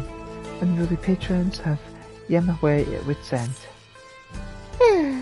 Now what am I supposed to do? Say, you strike a rather imposing figure. Can I ask a favour of you? A few of our regulars have gotten a little too deep in their cups, and all the commotion is starting to turn away customers. They refuse to leave, and there's not much more I can do without stirring up trouble. Someone as intimidating as you, Zelhan, could get away with a great deal.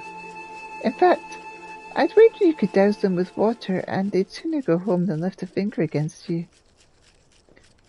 There's a well not far from here, and if you'd be willing to try and sober them up.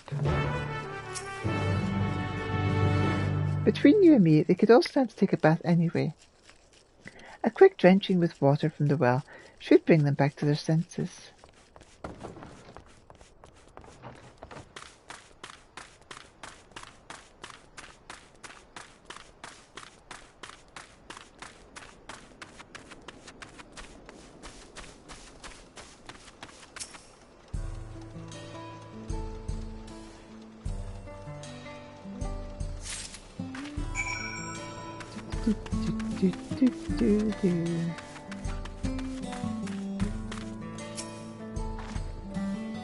Well, Loco says you're ready to join the Dawn Hunt. That makes it my responsibility to share with you my knowledge of the local marks. What do you do with that information is for you to decide. I will leave that.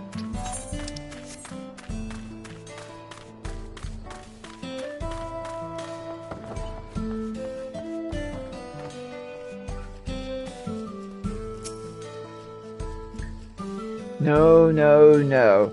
I don't want to hear it. I don't pay you to talk. Now go and get my drink. Cold, refreshing water taken from the town well. Bugger me with a raw and hornet. That's cold. What are you trying to do, drown me? I'm too tired for this. I'm going home.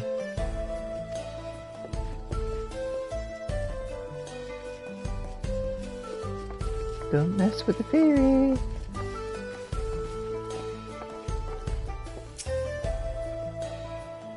Hey, do you, what time is it? I suppose it doesn't matter. What was that for? Damn it, now I need to go and get changed.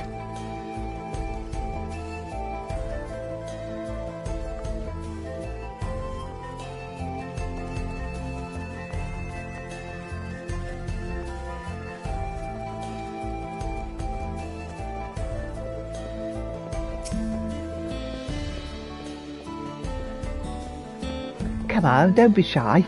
Just follow the rhythm and let your hips do the rest. Hey, what are you? I was just getting warmed up. Oh gods, what time is it? The boss will kill me if I'm late again.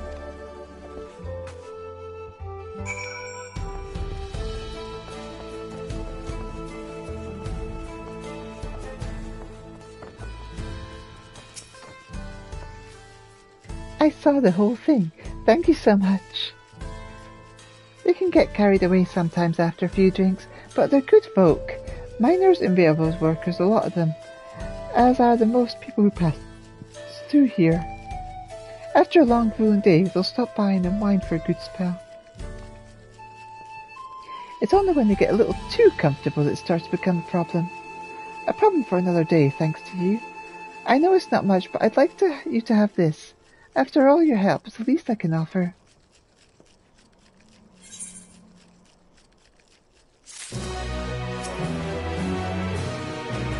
I realize there's only so much I can do working here as a waitress, but if I can help people forget their troubles for even a short while, that's good enough for me.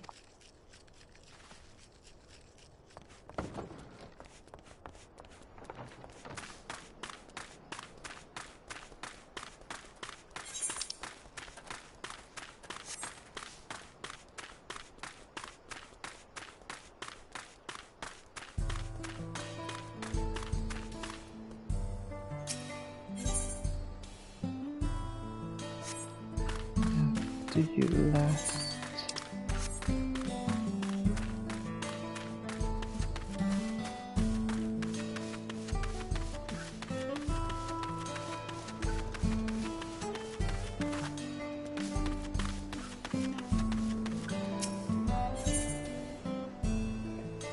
Taste of the wilds.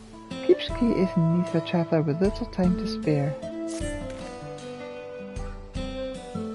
Can't say I've seen you here before. A traveller passing through, I take it. Before you set off, would you be willing to lend me a hand? It's a simple thing, really. Just a small delivery of nopals and tuna. Take these to the guy at the saloon, and sign you to the running stables. When you finish, come back here, and I'll see if I can't put together a little something for your troubles. You won't have far to go, just to the saloon and the runic stables. I promise to make it worth your time.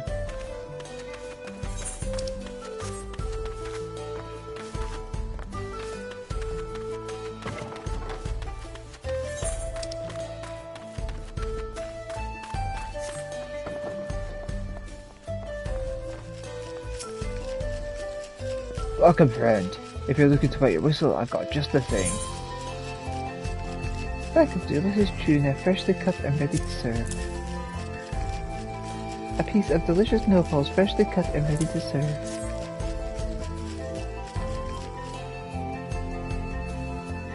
Why, this is the nopals and tuna I ordered. I certainly wasn't expecting you to be the one to deliver it. If you never tried them, I highly recommend it. Removing the needles can be something of a hassle, but nopals can be used for all sorts of cooking. And the tuna can be used for desserts if you peel them, or squeeze to make juice. Thank you for the quick delivery.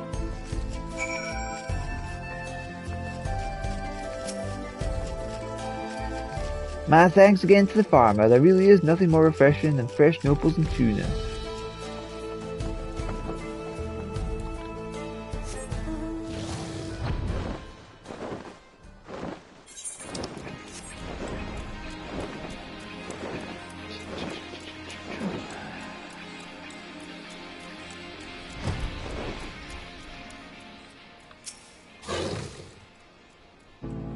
God, I am thirsty.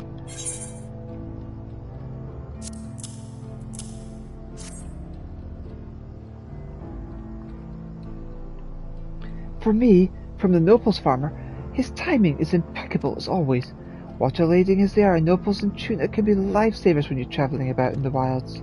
Luckily for me, they make great feed for the Ronic as well. My thanks for the delivery, miss.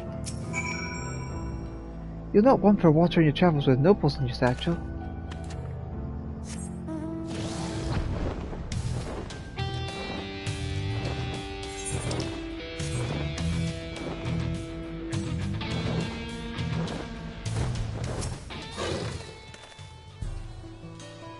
Your empty hands tell me you've finished making the deliveries.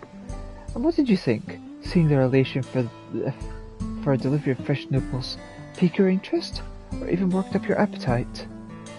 You'll rarely find it eaten anywhere outside the wilds, but someday I hope to share the joys of Nopals cuisine with all of Tyrrell. No, the world! A far-fetched dream perhaps, but so long as travellers like yourself happen to be passing through, that's one more person I can reach. The next time your stomach growls with hunger, I hope you'll consider answering with fresh nopals. These cacti are some of our best yet. I'm hoping to make a gift of them for the people living inside the dome.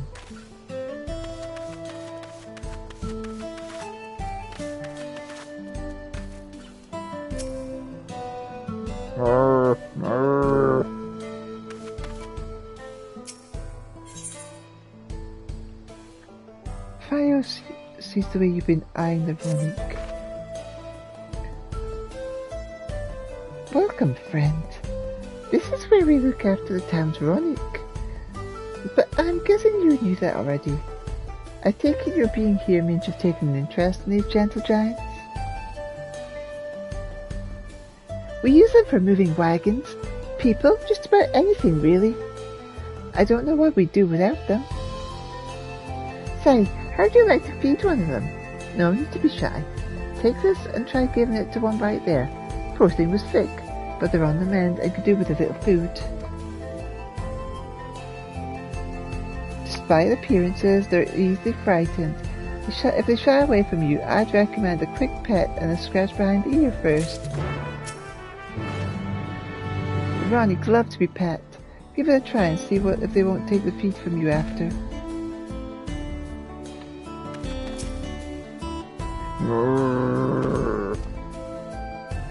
Despite the delicious feed in your hand, the Ronic shies away from you. Perhaps they'll warm up to you after a quick pet.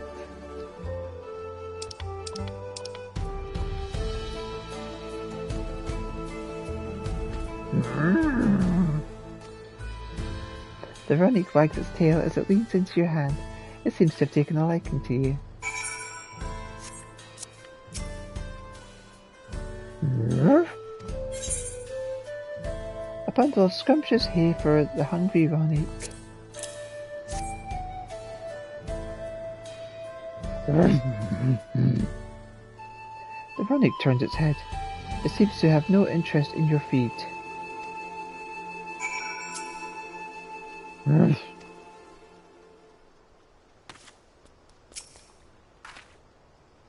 Something the matter?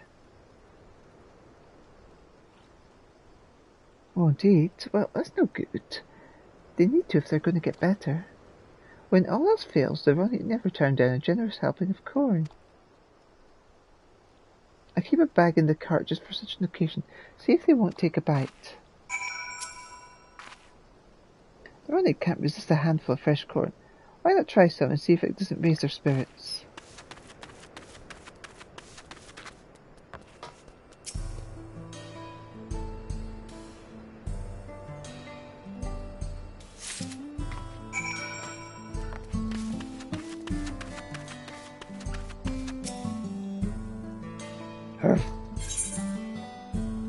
A husk of delicious sweet corn that no Ronic can resist.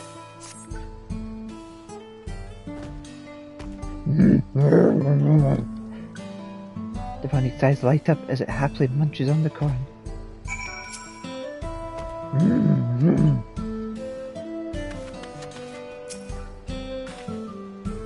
I see they discovered their appetite. Good.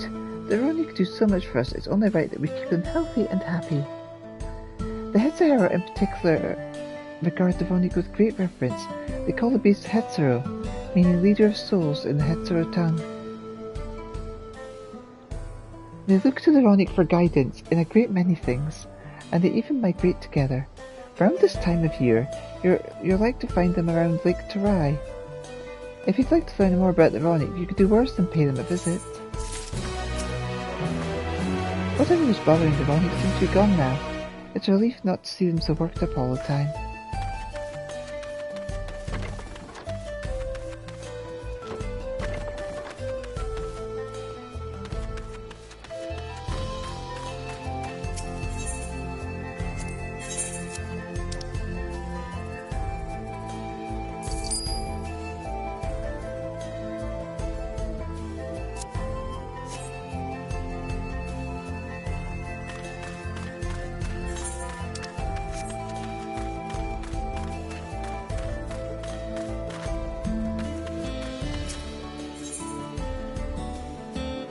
Death by Popato. Crop infestations are one thing, but what happens when the crops are the infestation? Good evening to you, traveller. Heh, you look like you're no stranger to danger. If so, I got a job for you. Lately we've been inundated with flying Popatos. Don't let the name fool you, they're nasty little critters. We laid out some repellent a while back, but the effects seem to be wearing off. Ever since that enormous dome appeared, we've had all kinds of trouble to deal with. I just can't find the time to lay down any repellent. That must be why those darn Popatos have been showing up in droves. At this rate, the whole place will be overrun. I'd go out there and spread the repellent myself, but they'd make a meal of me lickety-split. Reckon you could take care of it for me? Oh, and the repellent doesn't take effect right away, so any flying Popatos already there will need culling the old-fashioned way. If you could take care of that too, you'd be doing us a huge favour.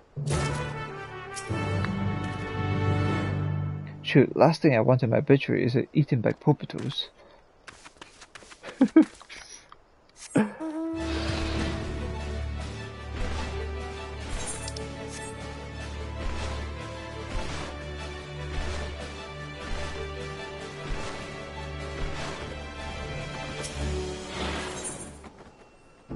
Consider safe to sprinkle on crops despite being an anathema to airborne tubers.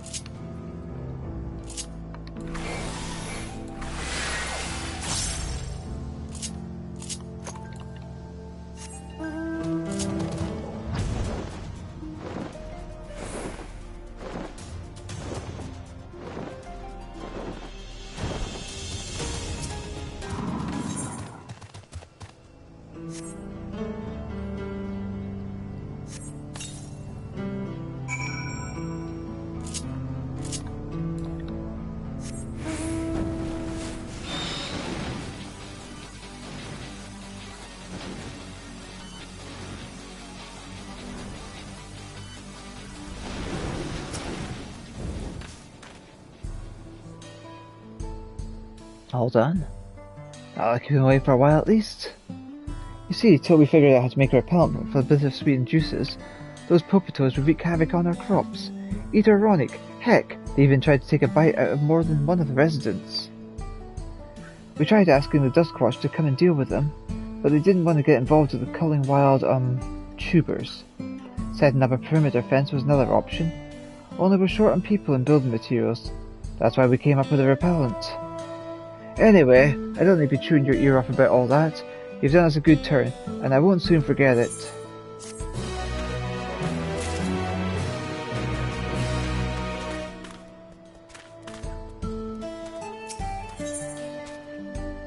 Fruitful endeavours. Hasio is seeking help with a fruitful endeavour. Excuse me, miss. I don't mean to be presumptuous, but are you one of those venturesome travellers I've heard so much about, aren't you? I'm looking for help procuring tuna. It's well loved by connoisseurs of fruit, but what I require is no ordinary tuna. No, the fruit I'm after comes from a particularly fruitful Nopolatenda. While I'd normally be happy to go out and hunt for it myself, they're as big as a house. I'd get stomped to the ground or impaled before I could even get close. If you're willing, take this powder and sprinkle it about in the field north of town. One of the bastards is sure to slow up before long. I don't know why, but Nopolatenders can't get enough of that powder. Sprinkle it about and they're sure to come running.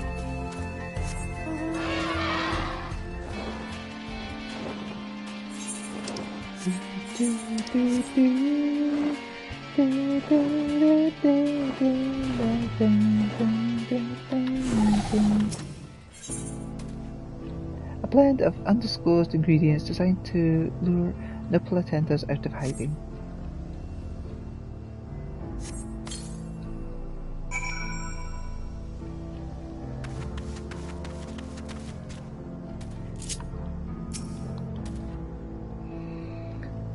And now we play the waiting game.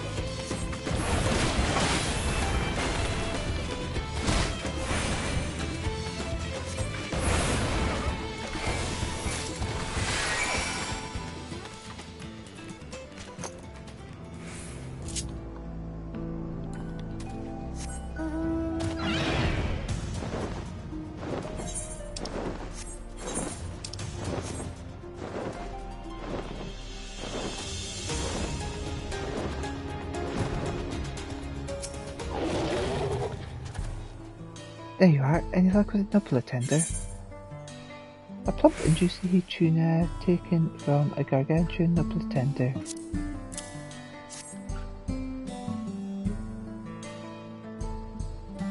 You actually did it! I've never seen such a juicy tuna. They're said to promote good health, you know. My parents would give them to me on special occasions when I was a kid, as it's believed to help fortify a child's constitution.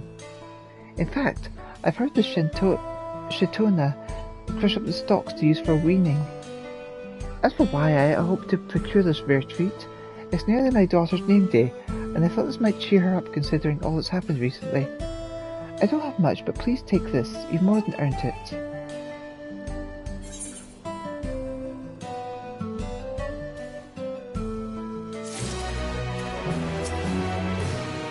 There's been a surprisingly increasing demand for tuna in Tuliol.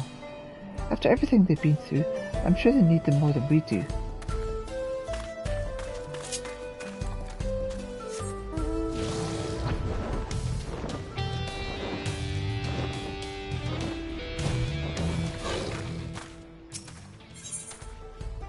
Spoken record. Zutekawa has crossed one name off his list, but there are yet more clients to see.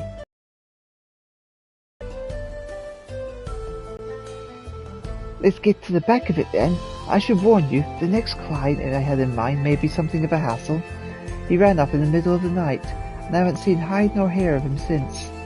Luckily for us, I heard from an acquaintance of mine that someone fitting his description was seen lurking around the Dawntrail Skygate. We're looking for a minstrel named Zefshi. Heads around with black hair and about the same age as me. Surprisingly shy. I'll meet you there.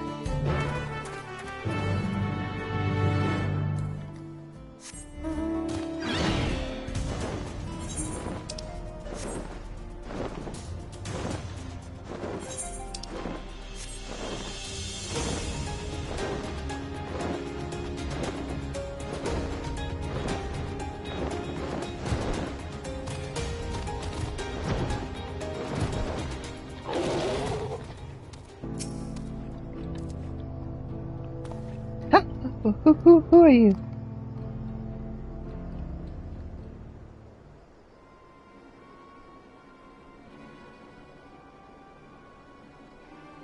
Yes, I'm Sam Shippy. But what do you want with me? You found him. Nice work, Elita. What are you doing here? Looking for you. Word around town was that you left in a hurry to leave to Dawntrail, but I'm afraid I can't let you leave just yet.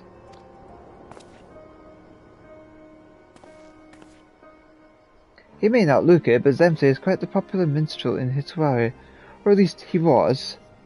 It's been what feels like an age since he last wrote a song, and you can only make so much singing the same tune, day in, day out. Zemse came to me for help, and I gladly offered him a loan. It should have been enough to help him get by until inspiration struck.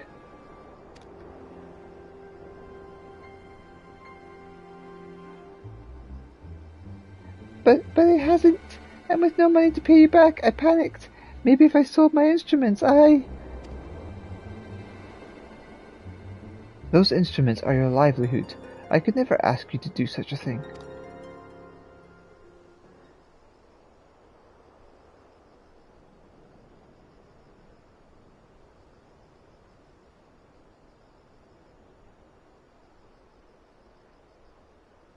Here, give me your hand.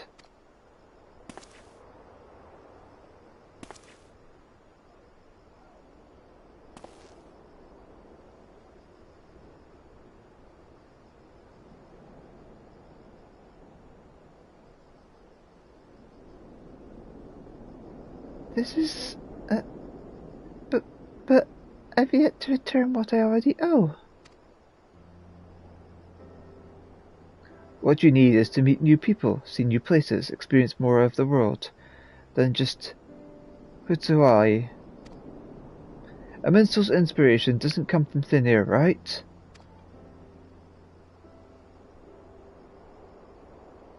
You're not wrong. All I could think about was how my songs weren't good enough anymore, how everyone was disappointed in me. My heart was so full of fear and anxiety. I guess there was no room left for music. So make that money and go to Dawntrail. And for the next month I want you to travel, see everything there is to see, find your muse, and bring back the Zemfe we all know and love. Thank you, Zitekwa. I won't let this guilt go to waste. I swear it.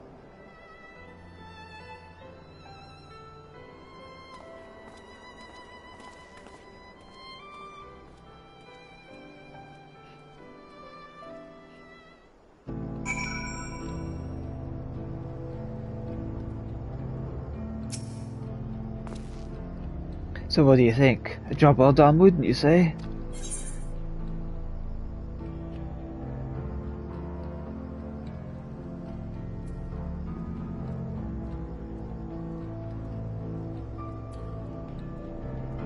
I'll admit that was quite generous of you.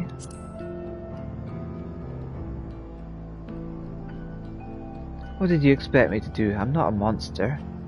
Besides, I see this more as an investment for the future. There's still one last client left on my list, one more opportunity for you to learn about my work.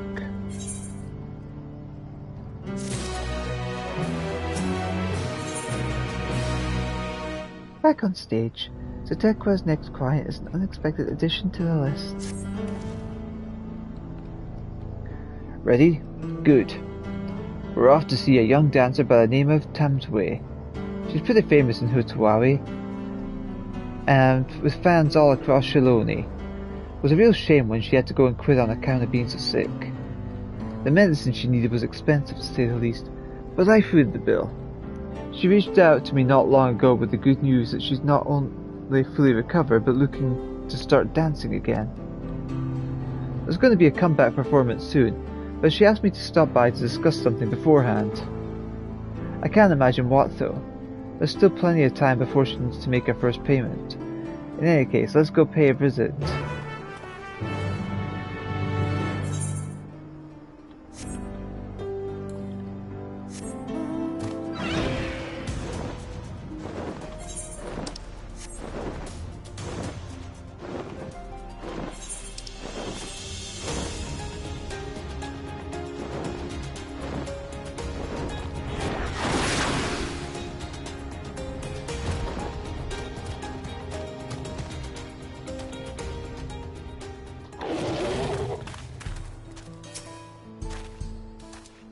She was so sickly and pale last I saw her.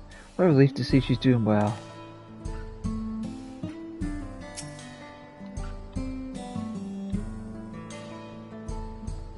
She's quite cute.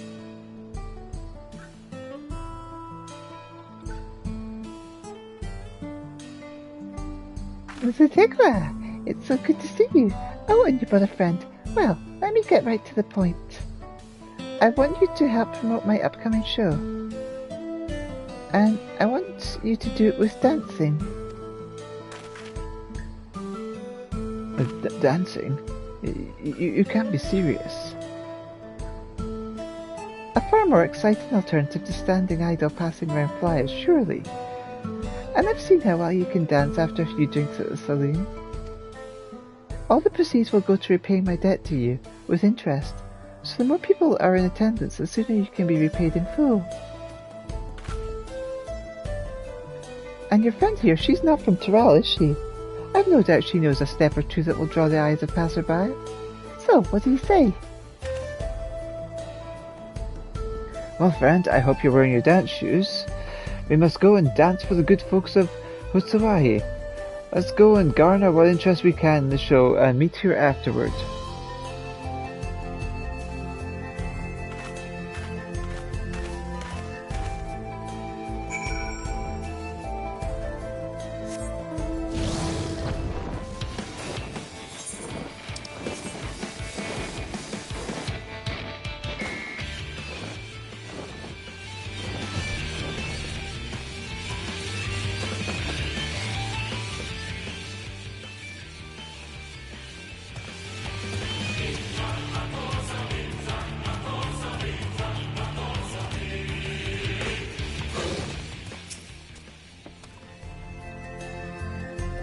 What's this now? If you want a drink, I suppose I can call the boys for a round or two.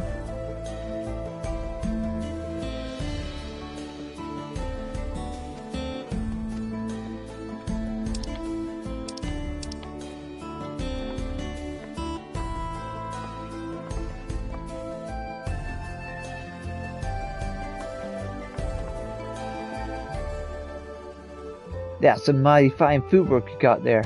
Reminds me of Tamsway. A comeback show, really? No time for drinking then, we best get ready for the show.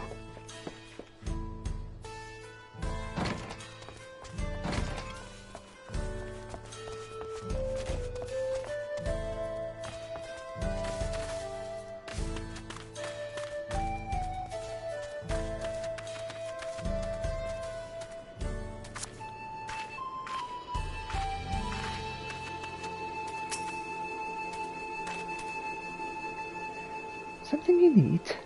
I've just finished buying my tuna, but I could spare some time before it needs to be stored.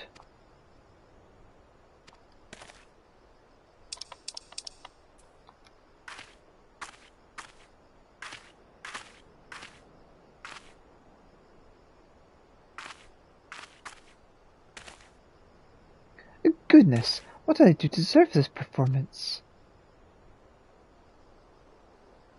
The comeback performance of a famed dancer? I've never seen one of these shows before, but it would make for a wonderful story to share when I return home. I'll have to stop by and see it.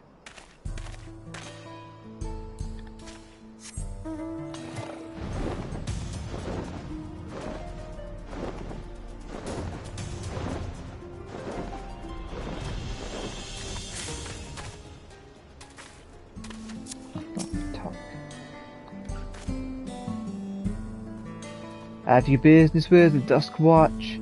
Apologies, miss, but we're off duty. Might I suggest you speak with someone inside?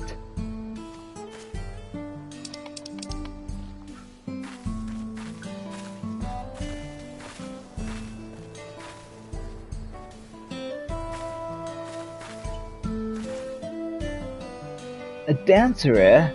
Not sure what we did to deserve this entertainment, but thank you. Oh, I see. I heard she retired after falling ill, but you say she's back and planning a performance? We'll certainly not want to miss it. Come on, boys.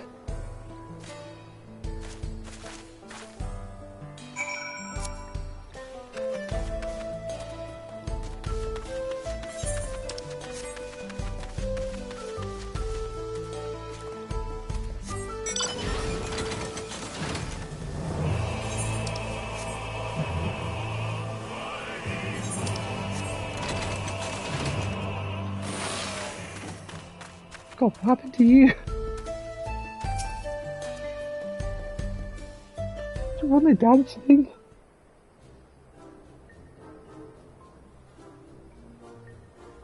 She's drawn quite a crowd. Even after all this time, her fans adore her.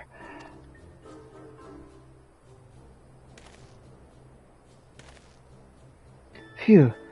I may have gotten a little carried away with my dancing, but people seem to enjoy it, which hopefully means more people are attending the show.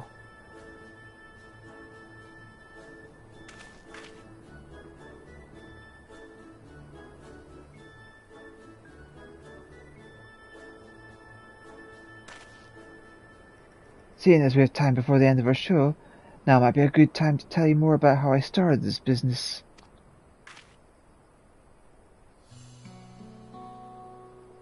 I said my grandpa found himself in a tight corner once because of Gil. That was a long time ago, before selling our land, before I was even born.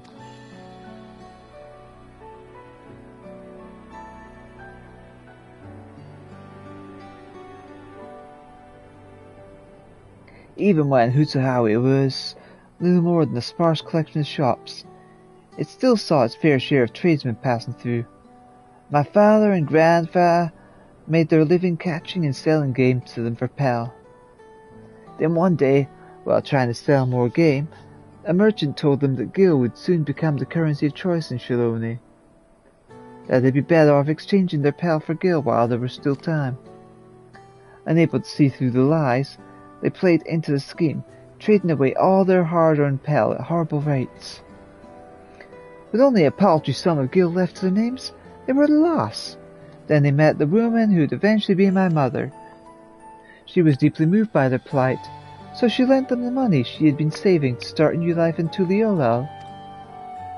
You can't put a price on such an act of selflessness, which is why when they learned that their savings were for, they opened their home to her until they could repay her their debt. The three began a new life together. Years passed, and by the time the debt had been repaid, my parents had already fallen in love.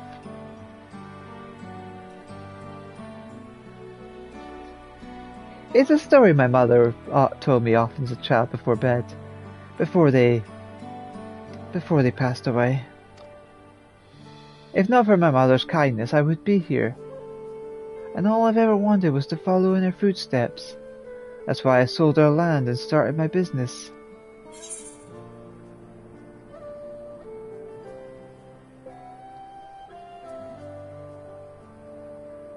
Your mother would be proud.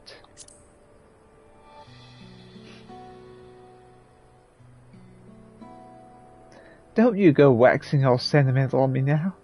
Maybe I've said too much.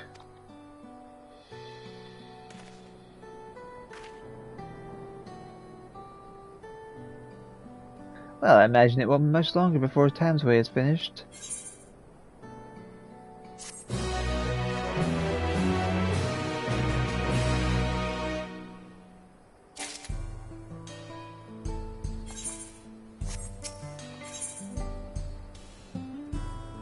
A family's worth. The Turquoise has shown you all you can of his work as a moneylender. Seems it'll be a while longer, so you don't have to wait here with me for Thamesway. Besides, isn't it about time you returned to speak with my grandfather? I think by now you've seen all there is to see of my work. I'm fairly sure I saw him near the saloon, so go ahead and give him your honest thoughts about my work. Go on, Elita. I trust you'll know what to tell my grandpa.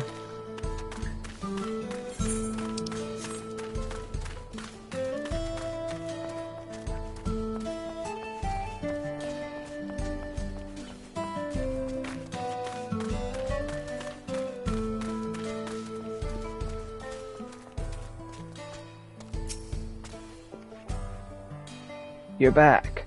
Tell me, true traveller, what sort of trouble has my grandson been up to? Dealing in loans and swindling people out of their pay, I'm sure. Gods, I thought we raised him better than that.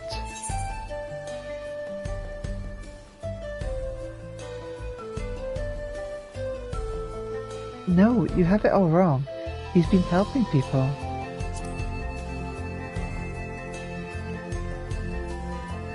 He's been helping people with Gil?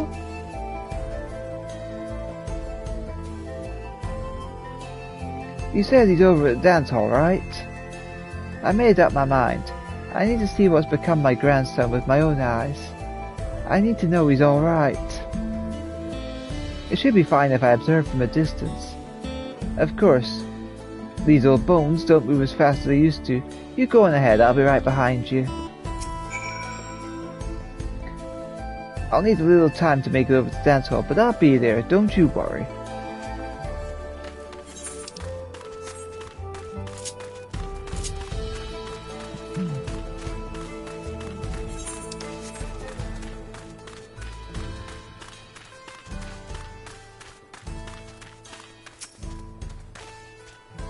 Did you speak with Grandpa?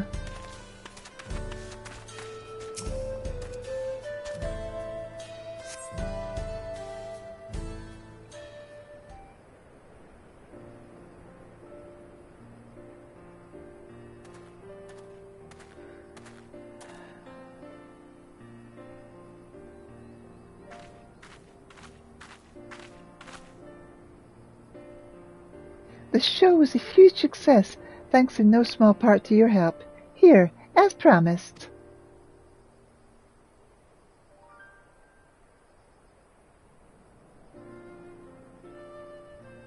This is far more than what we agreed on. I can't accept this. Oh, don't be silly. I only wish I had more to offer.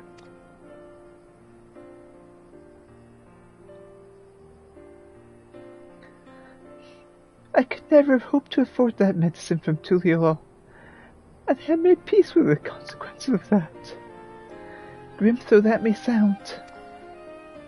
But you wouldn't hear it. You loaned me the money I needed for treatment, and here I am, taking the stage again. A dream come true, in every sense of the word. You've given me a second chance at life, and for that I'll be forever grateful.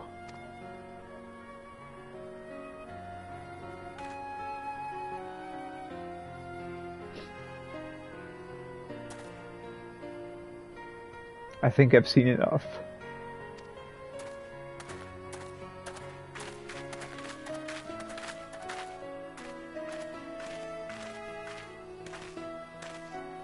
Grandpa, what are you doing here?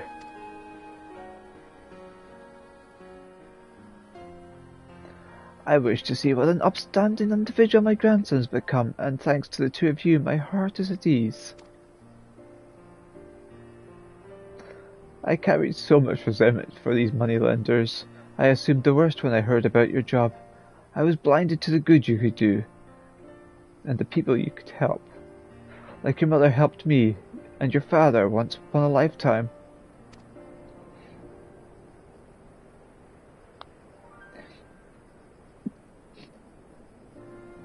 You reach out to a hand to those who find themselves on the brink of ruin, and with the greatest of care you pull them back. I suppose I do. But I'm sorry I didn't talk to you sooner. I was convinced you'd be cross with me, and I didn't know how to broach the topic without upsetting you.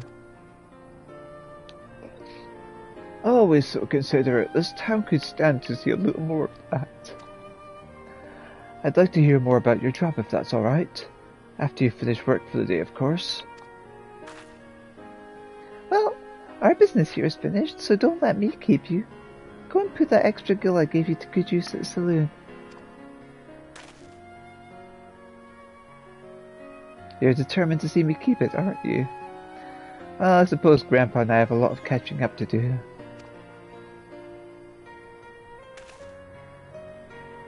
You go ahead to the saloon.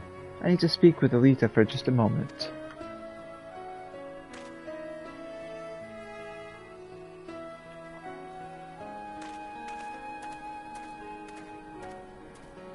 Ciao.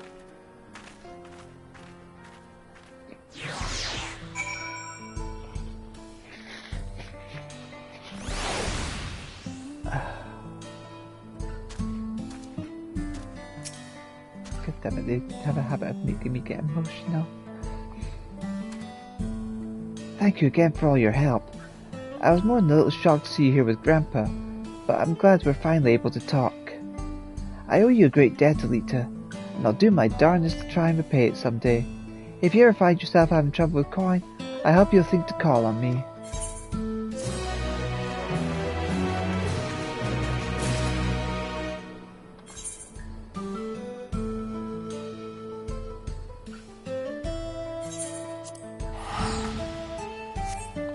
Actually, am I going to see him and his brother in the saloon talking?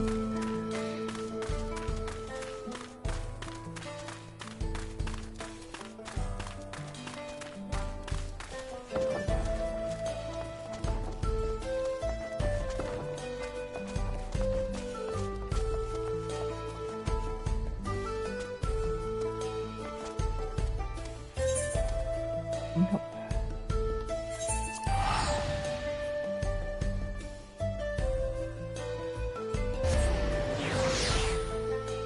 I have a quest over here now.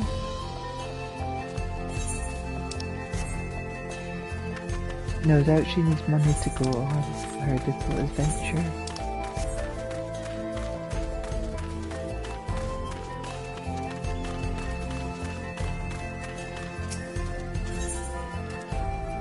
Kaimini asks for your continued assistance in finding a way to counter the blue blob's blame. Dig for victory. Ah, there you are. Are you ready to go? Your Wicca cannon's to the south of town, near Little Anesia. Remember, we're looking for more of that stone we found in the cerulean pits, understood? Alright, then let's head out.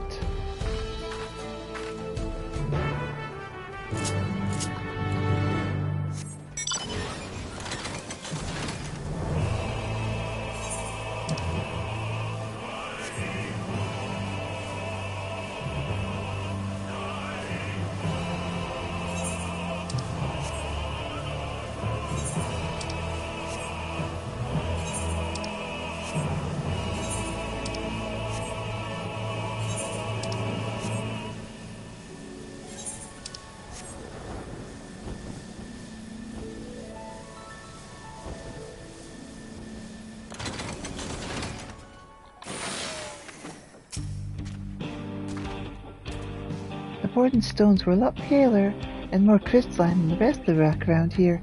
Let's split up again. Give me a shout if you find anything that looks like the stuff we found in the pits.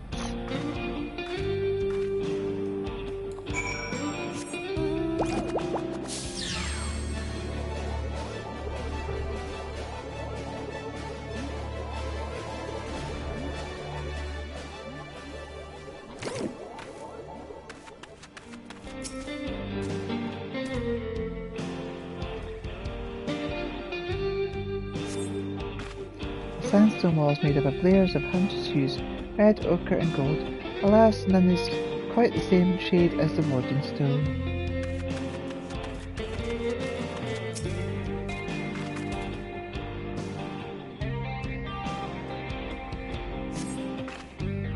An interestingly shaped stone among the pile catches your attention, but alas, there is nothing pale nor shiny about it.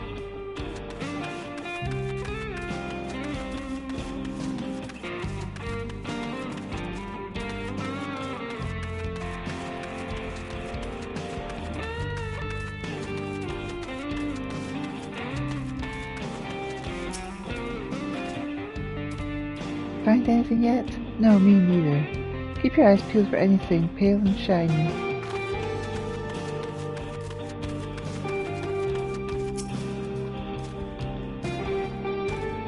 The world can change all at once. This place will stand the test of time.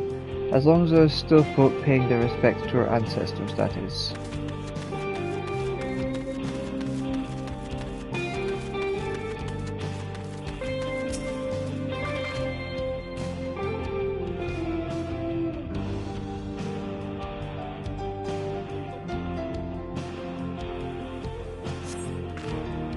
Pull one of the bones from the sand and a chunk of it breaks off.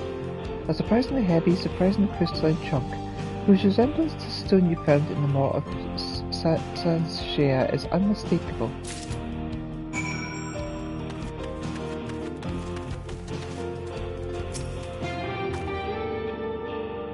No use, I've looked and looked, but all I can see is sand. Well, that and sandstone. Did you have any better luck? A curious stone formed from the fossilized remains of a great beast.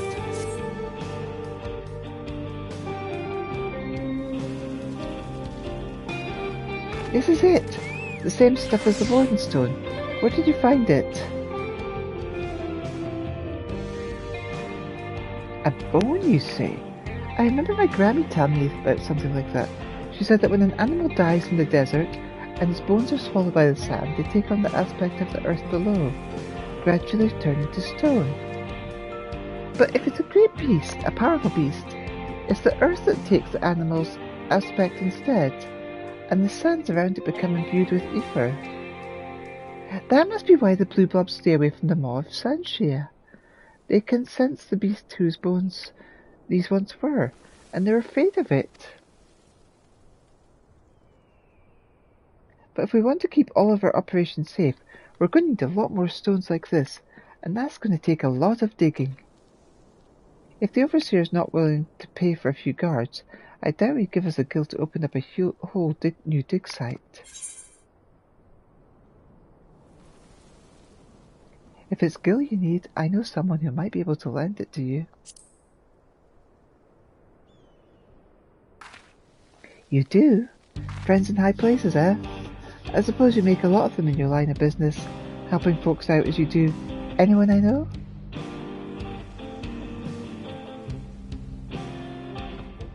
Zetekwa, the moneylender, I know him, if only by reputation. But what a reputation it is. Let's head on over to Husawari and ask if you can help.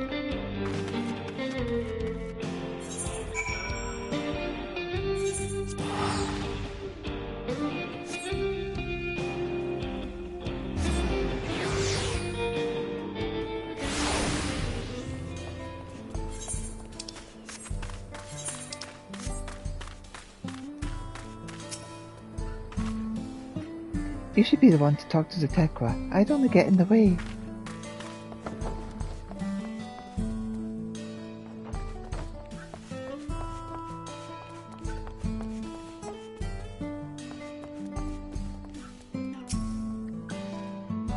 Elita, it's so good to see you again. Can I buy you a drink?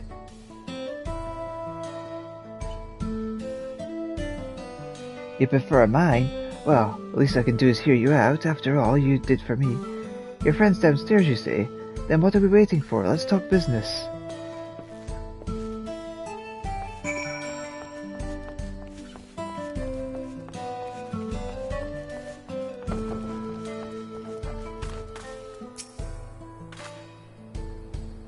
Thanks for introducing us, Elita. I gave Zetekwa the gist of things. He says he's thinking about it.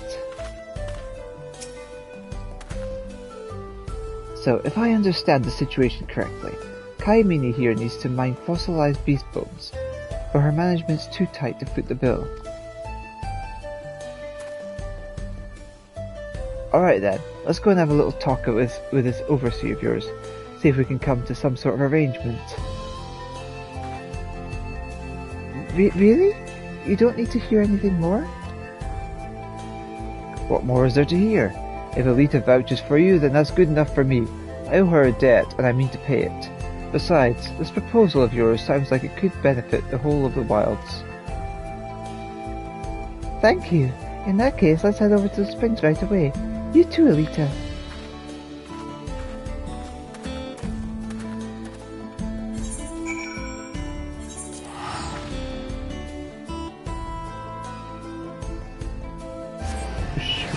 We fly, fly, fly.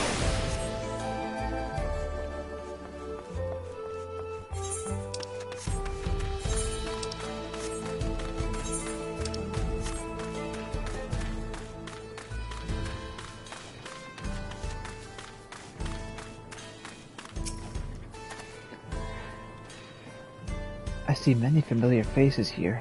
The labourers earn their coin in the springs, but they spend it in Hutsuwawi. Just in time.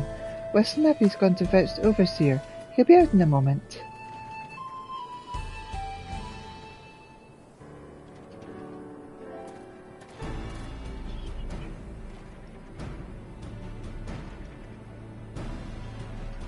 Sorry to keep you waiting, folks. I am Tawenza, the man in charge of cerulean operations around these parts.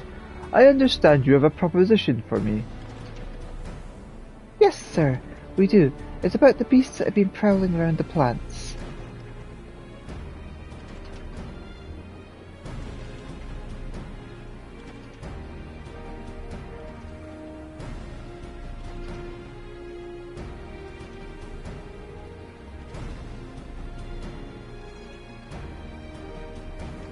And you're sure these stones really do ward the blue blobs away?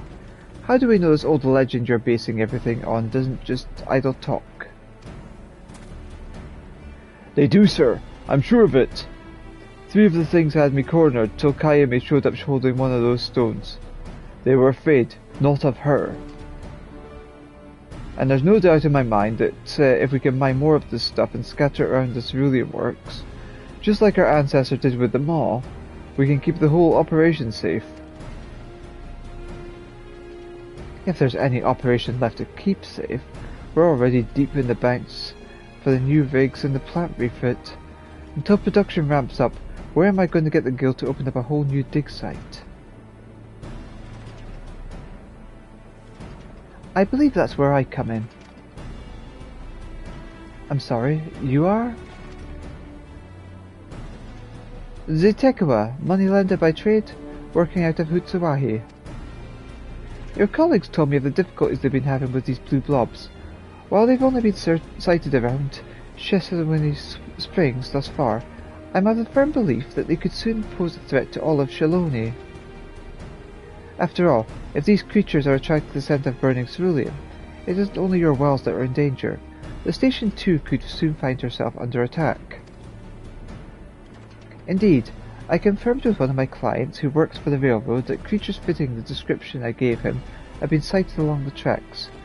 So you see, I have a personal stake in this. I have been more than willing to lend you whatever funds you need to put to your colleague's plan into action, and on the terms that don't interfere with the daily running of your company, naturally. Lest you forget, 2 of your workers have already been attacked. If ensuring the survival of your company is your primary concern, as I agree it must be, I urge you to act now. Please, sir, I don't want to lose my life or my job.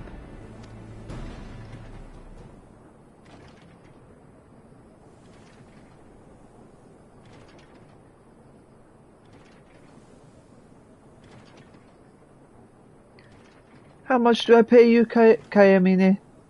It clearly isn't anywhere near enough. I ask you to drive your wagon for us, and you come up with a plan to save the whole damned wilds. Offer accepted. Let's get those bones out of the ground and keep our people safe.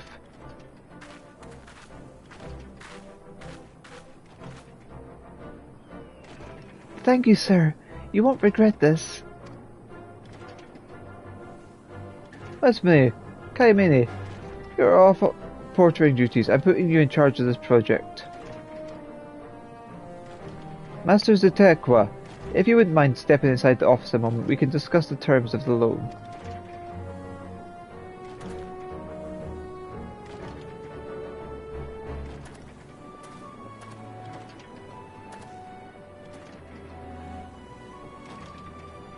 Looks like this is where we part ways. Farewell for now, my friend.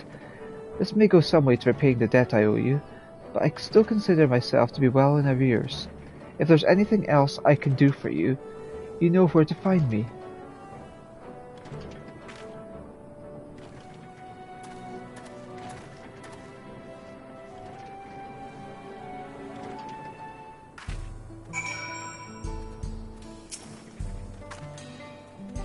I should probably join them, but before I do, I wanted to thank you again.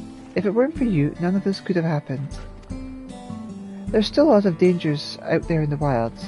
Some we know about, a lot we don't. But bit by bit, we're overcoming the obstacles they throw before us. And with a little help from folk like you, I know that one day we'll make this a place where people can not just survive, but thrive.